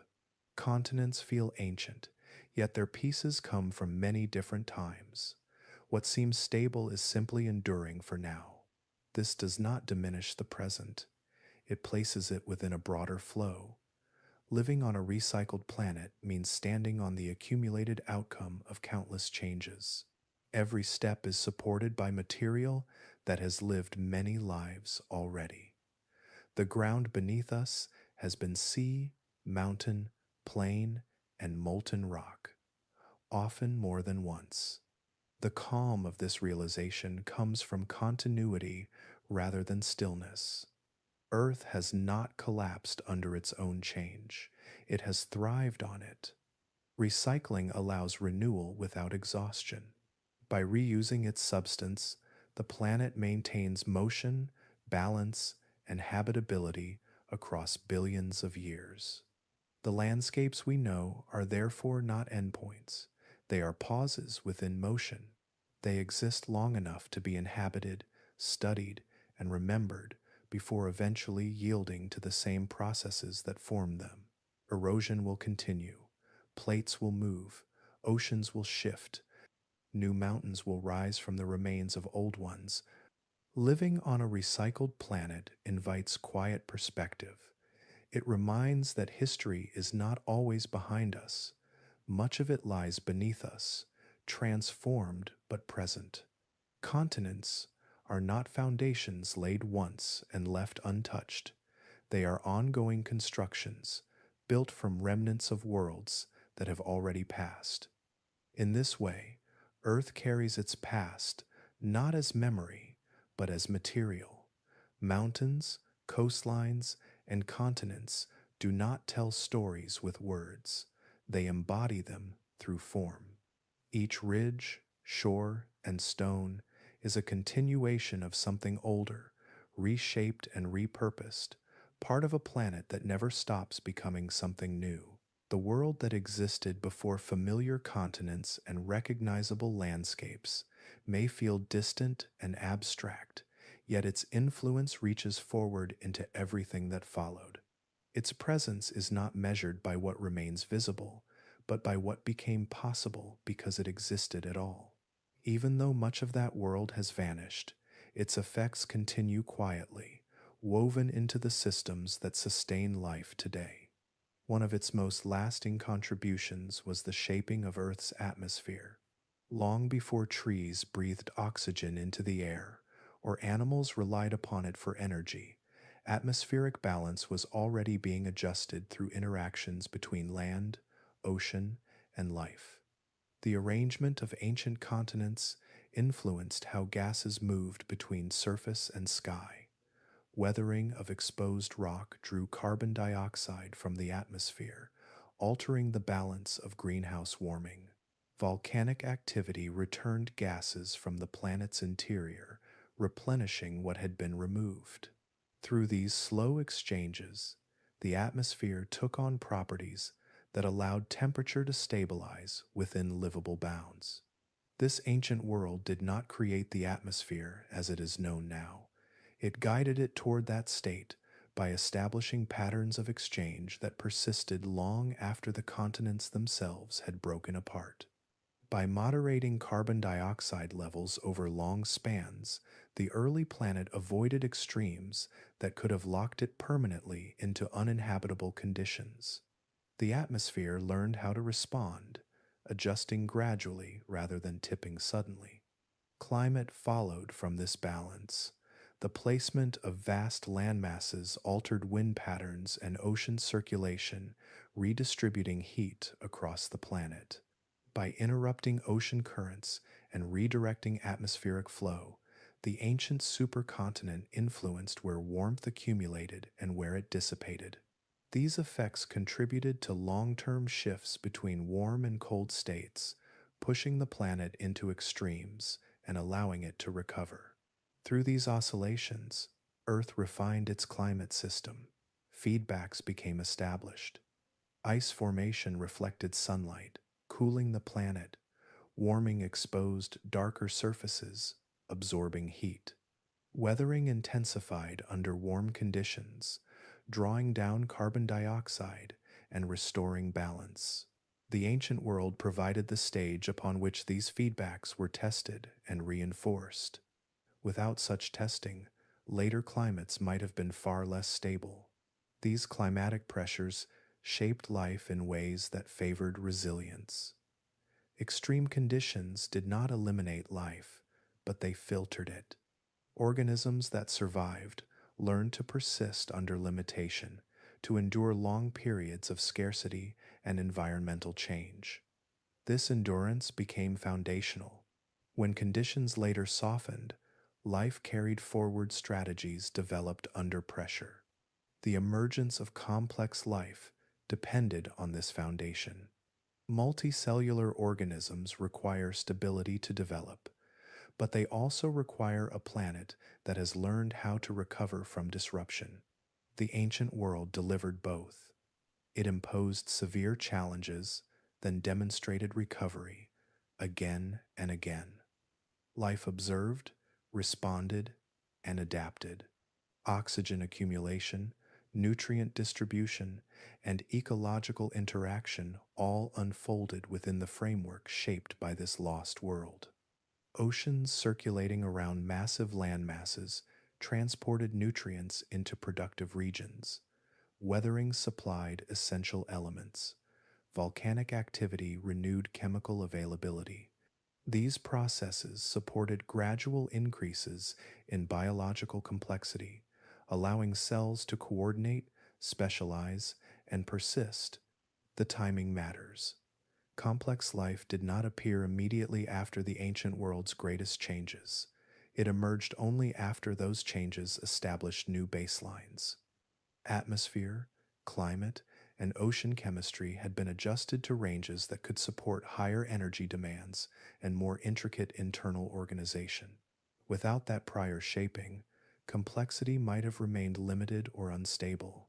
This world also influenced the structure of later continents. Its breakup redistributed crust, creating the foundations upon which future land masses assembled. Ancient fragments became cores around which younger material accumulated. These stable regions provided refuge through later upheavals, allowing continuity in both geological and biological systems. In this way, the lost world acted as a bridge between an early planet driven by intense heat and motion and a later world capable of supporting complex ecosystems. It absorbed the energy of a younger Earth, redistributed it, and passed forward a more balanced system. Later supercontinents benefited from these adjustments, assembling on a planet already trained by experience. What makes this influence remarkable is how quietly it persists. There is no single rock formation that tells the whole story. No fossil announces the beginning. The effects are distributed, embedded within processes, rather than preserved as objects. Earth carries this history not as a monument, but as a pattern. Even today, climate regulation reflects the legacy of those early interactions. The carbon cycle operates through weathering, sedimentation, and volcanism established long ago. Ocean circulation patterns still respond to continental outlines shaped by ancient breakups. Life continues to interact with atmosphere and land using pathways forged in deep time. This lost world matters because it taught Earth how to behave. It demonstrated the consequences of extreme arrangements and the benefits of recovery. It allowed the planet to experiment, refine, and stabilize systems that later became essential for habitability. Without it, the world known now might not have emerged. Memory of that world does not reside in human awareness or clear geological markers. It persists through function. Every time climate moderates after change, every time life adapts rather than collapses, that ancient influence echoes. The planet carries forward lessons learned without ever naming them. Complex life, including humanity, stands as part of that continuity. The conditions that allow breath, growth, and stability were not guaranteed. They were shaped by a world that endured extremes and passed forward balance. Its absence from direct memory does not diminish its importance. In many ways, it is precisely because that world is gone that the present one exists. The lost world still matters because it shaped the trajectory of everything that followed. It transformed Earth from a restless, volatile planet into one capable of hosting enduring complexity. Its influence remains quiet, foundational, and deeply embedded. Without it, the story of Earth would be shorter, simpler, and far less able to sustain the life that now inhabits it. Habitability on Earth has never been guaranteed. It exists within boundaries so specific that even slight shifts can change everything. Life depends on temperatures that allow water to remain liquid, on an atmosphere balanced enough to protect and nourish, on chemistry stable enough to persist, but flexible enough to adapt. These conditions do not occupy a wide range.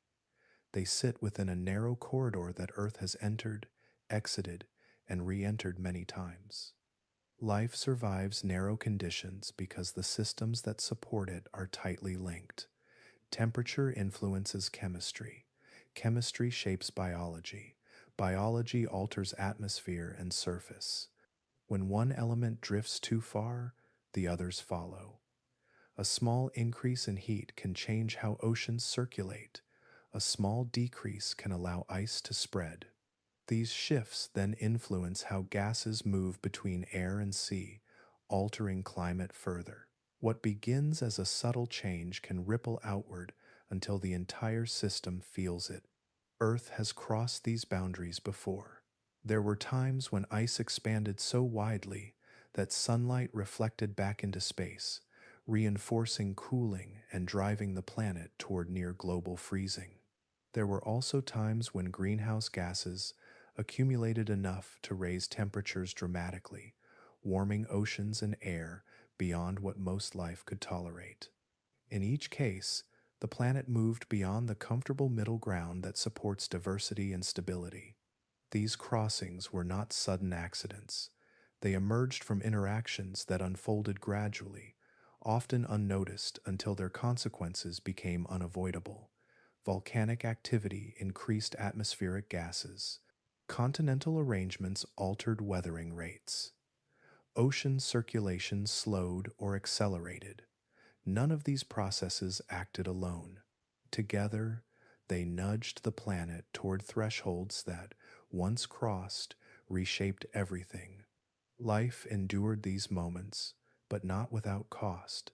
When conditions moved outside habitable bounds, many organisms vanished. Entire ecosystems collapsed. Survival depended on flexibility, endurance, and access to refuges where conditions remained tolerable. Life retreated into oceans, sediments, or chemical niches that offered protection from extremes. Complexity contracted, sometimes dramatically. The return from these extremes required balance to be restored. Weathering slowly drew down excess carbon dioxide. Ice melted as warming resumed. Oceans reopened pathways for heat and nutrients. These recoveries took immense spans of time. The planet did not snap back quickly. It eased itself back toward habitability through the same interconnected processes that had pushed it away. The fact that Earth recovered does not imply resilience without limit. Recovery depended on feedbacks that still functioned and on life forms capable of enduring long periods of stress. Had certain thresholds been crossed slightly further, return might not have been possible. The planet's history contains narrow escapes where habitability was nearly lost entirely. This fragility is written into Earth's systems. Water is essential, yet sensitive to temperature. Carbon dioxide regulates heat, yet too much or too little destabilizes climate. Oxygen supports complex life, yet becomes toxic beyond certain levels. Each life-supporting element operates within bounds that must remain aligned. Habitability is not a default state. It is a maintained condition. Earth's surface reflects this balance. The distribution of land and sea influences climate stability. Large continents can disrupt ocean circulation and promote extremes. Widespread shallow seas can moderate temperature and support productivity. Changes in geography alter how forgiving the planet becomes. Even slow continental drift can gradually push Earth closer to or farther from habitable limits. Life itself contributes to both stability and risk. By altering atmospheric composition, life can cool or warm the planet. By changing surface reflectivity through forests or ice, it can influence energy absorption. These effects are not coordinated. They arise from countless local interactions. Over time, they can either reinforce balance or push the system toward instability. The fragility of habitability becomes more apparent when seen across deep time.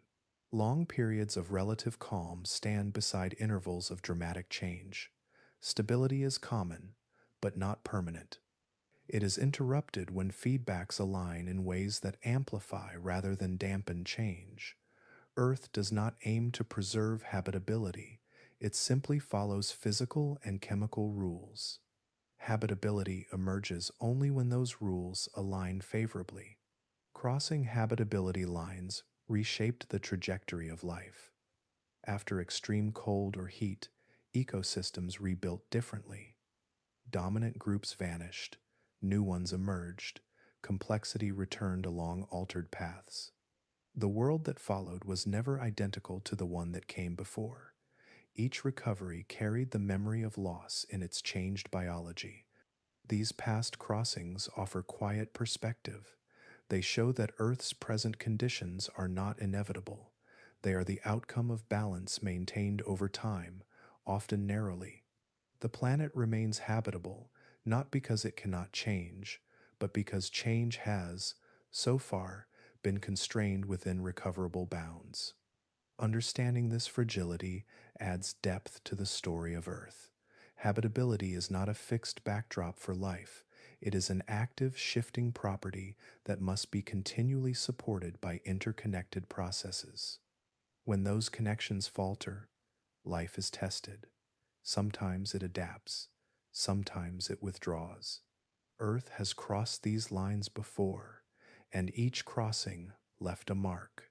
The planet remembers these moments, not through preserved landscapes, but through altered systems and reshaped life. The narrowness of habitability becomes clear only when stepping back across billions of years, seeing how often the world drifted close to conditions where life might not persist. This fragility does not diminish the wonder of Earth, it deepens it. A planet that remains livable across such immense time, despite constant motion and change, does so not through certainty, but through balance regained again and again. Habitability exists here because Earth has repeatedly approached its limits and returned. Life continues within this narrow corridor, supported by systems refined through trial and survival. The margin for error is small, the consequences of deviation are large. Earth's history shows both how close these boundaries lie and how powerful the processes are that can restore balance when they remain intact. In this light, habitability appears not as a permanent condition, but as a fragile achievement, one maintained through connection, feedback, and time. Earth has crossed the lines before. That it still supports life speaks to how carefully and how narrowly those lines have been navigated across the long story of the planet. There are moments in Earth's history when the world appears settled. Continents hold their shape. Climate varies within familiar bounds. Life spreads and diversifies without sudden interruption. From within such moments, stability feels real and enduring. Yet this calm is never permanent. It is a pause within motion, not the end of it. Change is constant because Earth is driven by forces that do not sleep. Heat continues to rise from the interior, pressing upward through solid rock. Plates keep shifting their positions, however slowly they appear to move. Erosion works endlessly, wearing down what was once lifted high. Rivers carry fragments of land toward the sea. Ice expands and retreats. None of these processes stop. They overlap and interact, reshaping the planet without announcement. The illusion of stability emerges because these changes often unfold beyond the scale of human awareness. A mountain range seems timeless, yet it is already being lowered grain by grain. An ocean basin feels eternal, yet it is slowly opening or closing beneath shifting plates. The land beneath buildings and forests is already drifting, imperceptibly but persistently, toward a future arrangement. Calm periods are therefore defined not by stillness, but by balance. Forces oppose one another closely enough that change remains within tolerable bounds. Uplift is matched by erosion. Heat input is balanced by heat loss. Carbon released into the atmosphere is drawn down by weathering and biological activity. When these exchanges align, Earth feels stable, but balance is delicate. Small adjustments in one part of the system can ripple outward. A change in ocean circulation alters heat distribution. A shift in atmospheric composition changes how much energy the planet retains. A rearrangement of continents influences wind and rainfall patterns. Each adjustment nudges the planet toward a new state. Sometimes the shift is gentle. Sometimes it crosses a threshold. The planet has no memory of preferred conditions. It does not return to a baseline by intention. It follows physical and chemical pathways available at any moment. Stability persists only as long as feedbacks continue to dampen change rather than amplify it. When feedbacks align in the opposite direction, calm dissolves into transition. This has happened many times. Periods of long stability gave way to colder worlds, warmer worlds, fractured continents, reorganized oceans. Life adapted where possible, retreated where necessary, and transformed as conditions allowed. Each shift reshaped what followed, altering the path of evolution and the structure of ecosystems. Even now, Earth reshapes itself continuously. Mountains rise slowly beneath converging plates. Deep oceans spread at mid-ocean ridges, creating new seafloor that will eventually sink elsewhere. Sediments accumulate in layers, recording quiet processes that will later be buried, heated, and transformed. Change accumulates even when nothing appears to happen. This ceaseless motion does not imply chaos. Earth's changes are structured, guided by consistent forces. Gravity, heat, chemistry, and time govern how transformation unfolds. The planet rarely shifts abruptly without cause. Most change builds gradually, as one process tips the balance enough to allow another to follow. The illusion of stability can be comforting, but it can also obscure understanding. Recognizing constant change reveals a deeper continuity. The planet remains active, responsive, and dynamic, not fragile in the sense of imminent collapse, but never fixed. Landscapes are temporary expressions, climate states are phases, biological communities are ongoing experiments shaped by shifting conditions. Life itself evolves in response to this constancy of change. Traits that endure are those that tolerate variation, not those that depend on exact conditions. Complexity arises not despite change, but because of it. Stability without movement would limit adaptation. Constant, manageable change creates opportunity. In deep time, even the longest stable intervals represent only brief chapters. Millions of years feel vast from a human perspective, yet they are moments in a story that spans billions. Continents have assembled and broken apart multiple times. Atmospheres have shifted composition. Oceans have advanced and retreated across land. Each cycle introduces novelty while maintaining underlying continuity. Understanding stability as illusion does not remove meaning from the present, it places it within context.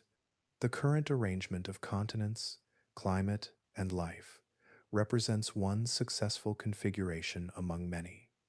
Its longevity depends on balance maintained through connection. When that balance shifts, change will follow, not as disaster, but as transformation. Earth never stops reshaping itself because it cannot. The same internal heat that drives plate motion also fuels volcanism and mountain building. The same surface processes that soften landscapes also feed sediments back into deeper systems. Motion and rest exist together, not in opposition, but as aspects of the same flow.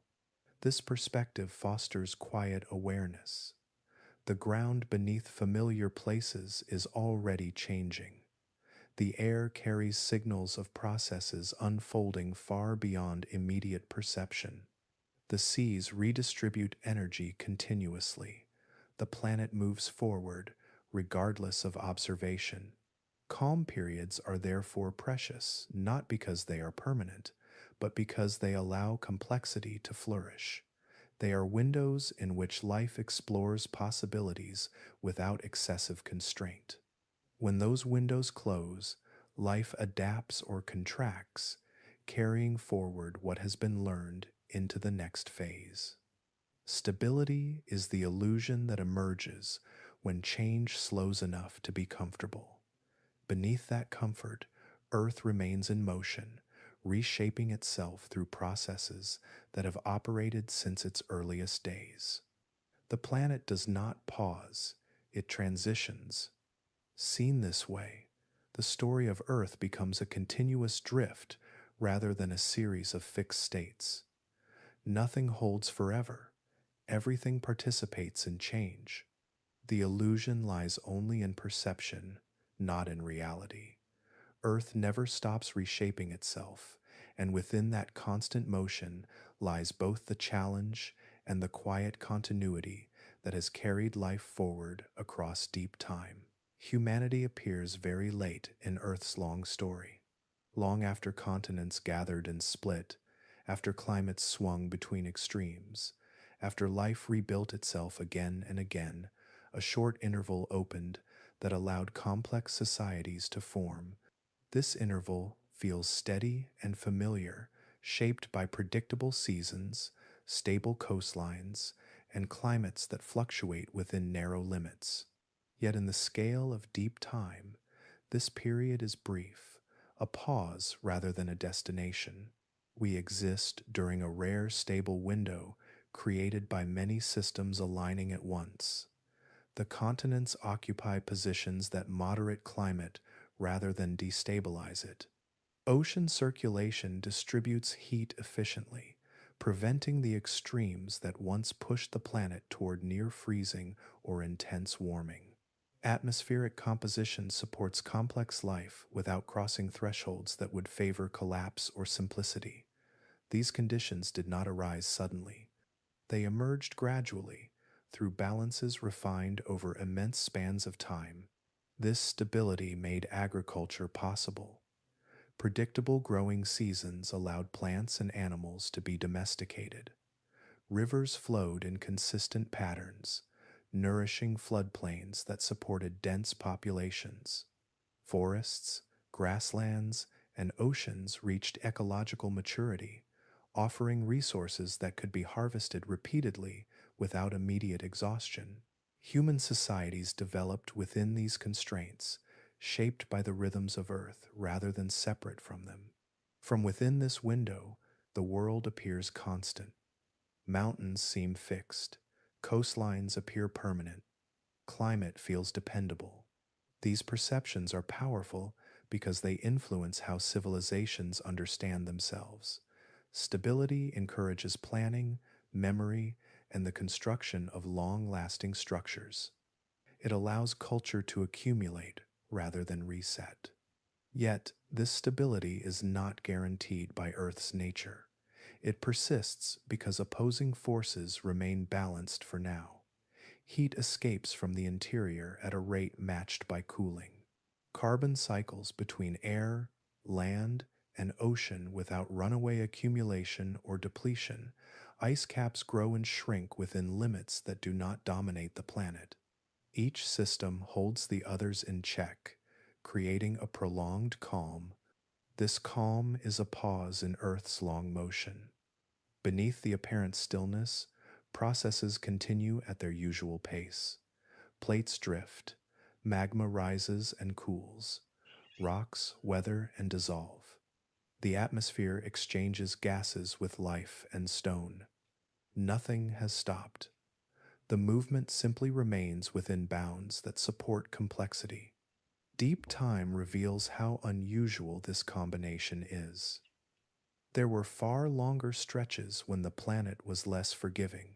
Periods of instability lasted millions of years, disrupting ecosystems and reshaping life's trajectory. Compared to those eras, the present stands out for its extended moderation.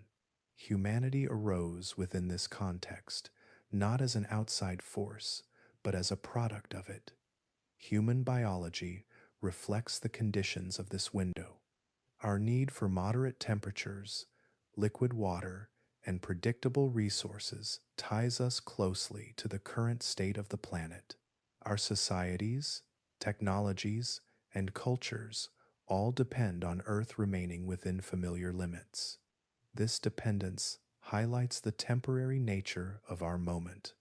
The same forces that created stability will eventually shift. Continents will continue to move into new arrangements. Ocean currents will reorganize. Atmospheric composition will change through both natural processes and biological activity. Over long spans, Earth will transition into new states, just as it has many times before. These changes do not signal intent or urgency. They simply reflect continuity. Earth does not preserve conditions for any species. It responds to physics and chemistry over time. The stable window that supports humanity exists because the planet currently occupies a favorable position in its ongoing evolution. Recognizing this places human history within a larger frame. Our recorded past, spanning thousands of years, unfolds within an interval defined by millions of years of preparation. That preparation involved cycles of assembly and collapse, extremes and recovery. The current calm carries echoes of those past trials, embedded in the planet's systems. This perspective does not diminish human experience, it enriches it. Understanding our place within deep time reveals how unlikely and precious this moment is. Not precious because it will vanish tomorrow, but because it occupies a narrow corridor between eras of greater instability. Human influence now interacts with Earth's systems in measurable ways. Our actions alter atmospheric composition, land surfaces, and ecosystems. These changes add complexity to existing processes. They do not halt Earth's motion, but they can shift balances more quickly than natural forces alone. Within this brief pause, humanity has the capacity to observe, reflect, and understand the planet's history. We can see how previous windows opened and closed. We can recognize patterns that extend far beyond individual lifetimes. This awareness is itself a rare outcome of stability. The window will eventually end, not as a singular event, but through gradual transitions. Stability will give way to new conditions, shaped by the same interconnected processes that have always guided Earth. Life will adapt along new paths. Complexity will shift, not disappear. Humanity's moment in deep time is therefore both small and significant. Small in duration, yet significant in awareness. We exist during a period calm enough to study the planet that made us possible. The opportunity lies in understanding that calm as part of a larger rhythm. As Earth continues its long motion, this moment remains one of many chapters, distinct yet connected. It stands not as the climax of the planet's story, but as a quiet interval where reflection is possible. The stable window allows humanity to recognize the depth of Earth's history and the continuity of change that extends far beyond the present. In this awareness, humanity's place becomes clear. We are participants in a fleeting calm, shaped by forces older than memory, living within conditions that will evolve long after our era passes. Earth's long journey continues, carrying this moment with it as one more step in an ongoing story. Every step taken on Earth rests upon layers of history that no longer exist in their original form. The ground beneath familiar landscapes carries the weight of continents that once stretched across the planet, then fractured, drifted, and vanished into deeper time. What appears solid and permanent is, in truth, the surface expression of a world rebuilt many times over. The land beneath modern cities, forests, and deserts is not a single, continuous creation. It is a collage of fragments shaped by collisions, separations, and slow transformation. Ancient rocks lie beneath younger ones, pressed together by immense forces, altered by heat and pressure, then lifted back toward the surface after long burial. Each layer records an earlier Earth, though rarely in a complete or readable form. Some of these fragments originated far from where they now rest. Pieces of vanished continents were carried across the globe by plate motion, stitched into new landmasses during collisions. Mountain belts formed where worlds met. Deep roots of these ranges remain long after peaks have eroded away, preserving the memory of contact between ancient lands. Other fragments were swallowed entirely. Oceanic crust, once part of broad seas separating continents, was pulled downward into the mantle and recycled. Any surface features it carried disappeared. What remains of those oceans survives only as subtle chemical traces locked within minerals, hints rather than narratives. Standing on today's Earth means standing on the remains of many Earths. Beneath grass and stone are ancient shorelines now buried inland, former seabeds uplifted into plateaus, and fragments of crust older than most life ever knew. These pieces coexist without revealing their full stories. Time has blurred their boundaries. The stories of these lost worlds are mostly gone because Earth is an active planet. Unlike bodies where surfaces remain unchanged for billions of years, Earth renews itself continuously. Erosion removes detail. Heat alters structure. Pressure folds and fractures rock.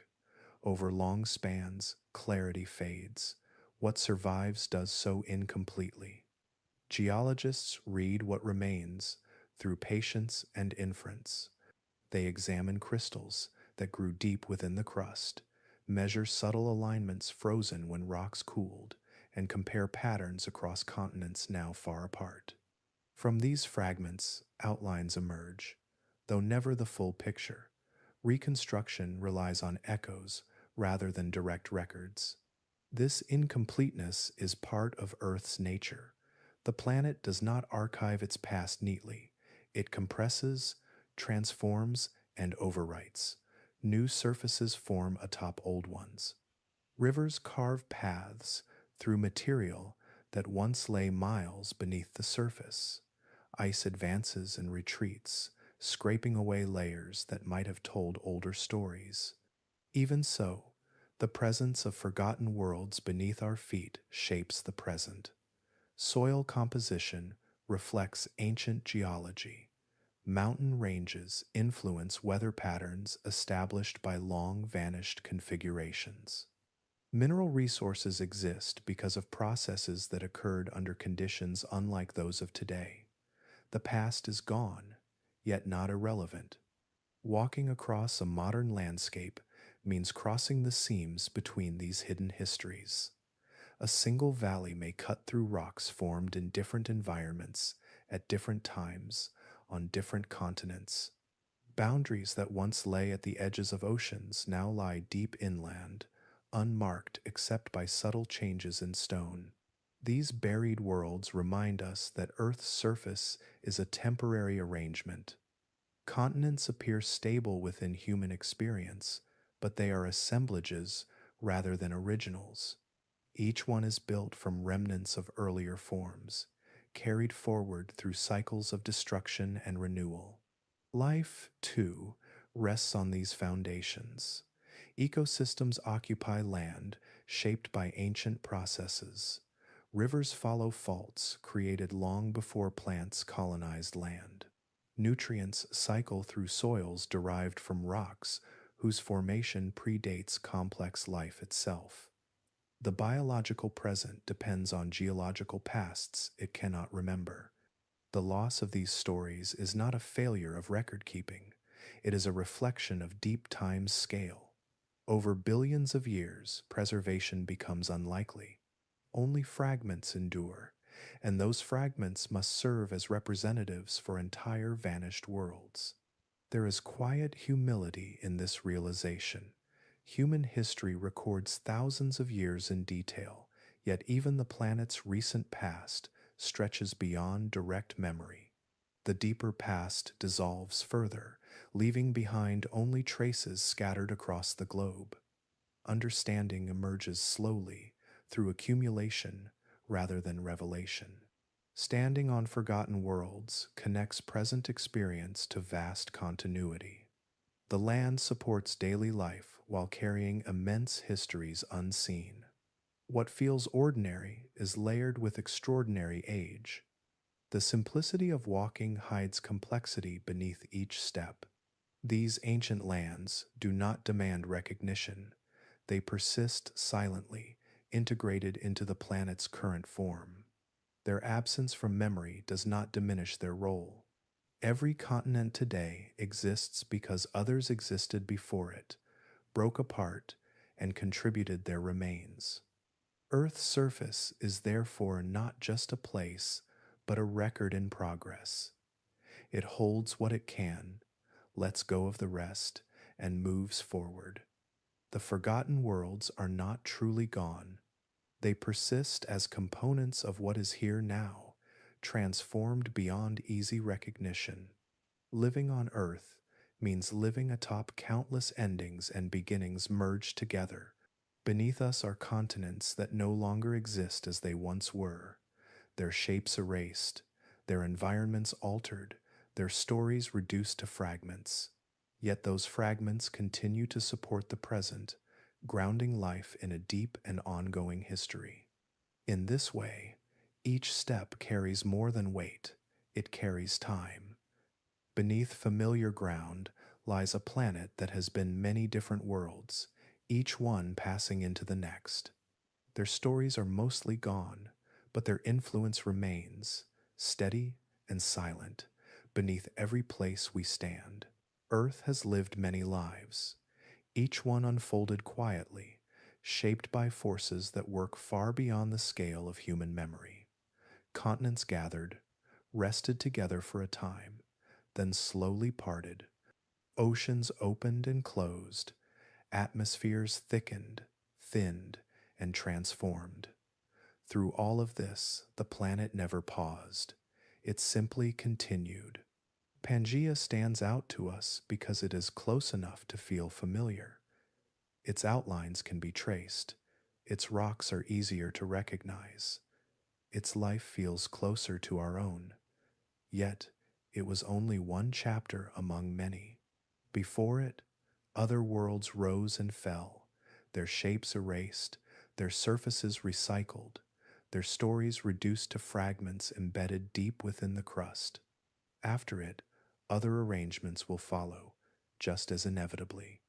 The idea of a single, defining world dissolves when seen through deep time. Earth does not build toward a final form. It experiments. It rearranges. It abandons structures that no longer hold and replaces them with new ones, formed from the remnants of the old. Each supercontinent feels immense while it exists, then becomes raw material for the next. This cycle is not driven by intention or purpose. It is guided by heat, gravity, chemistry, and motion. The interior remains warm enough to move rock like slow liquid. The surface responds, folding, stretching, cracking, and healing. Water reshapes land, carrying it grain by grain toward the sea. Life alters air and stone, then adapts to the consequences. Everything participates, whether noticed or not. Memory does not factor into this process. Earth does not remember what it was. It does not preserve past worlds out of sentiment. What remains survives only because conditions allow it. Mountains fade. Oceans vanish. Even the atmosphere is temporary. The planet carries no attachment to former states. From this perspective, permanence becomes an illusion born of short lifetimes. A coastline seems eternal until it shifts. A climate feels stable until it drifts. A continent appears immovable until it breaks apart. Earth's true character lies not in stillness, but in continuity through change. Life emerged within this moving framework and adapted to its rhythms. Survival depended not on resisting change, but on navigating it. Each great shift reset possibilities. Some paths closed, others opened. Complexity grew, receded, then grew again along different lines. No form remained dominant forever. Humanity arrived during a calm interval, a pause long enough to allow awareness to form. Within this pause, it became possible to look backward, to reconstruct vanished worlds from scattered clues, to understand that the ground beneath familiar places is older than imagination.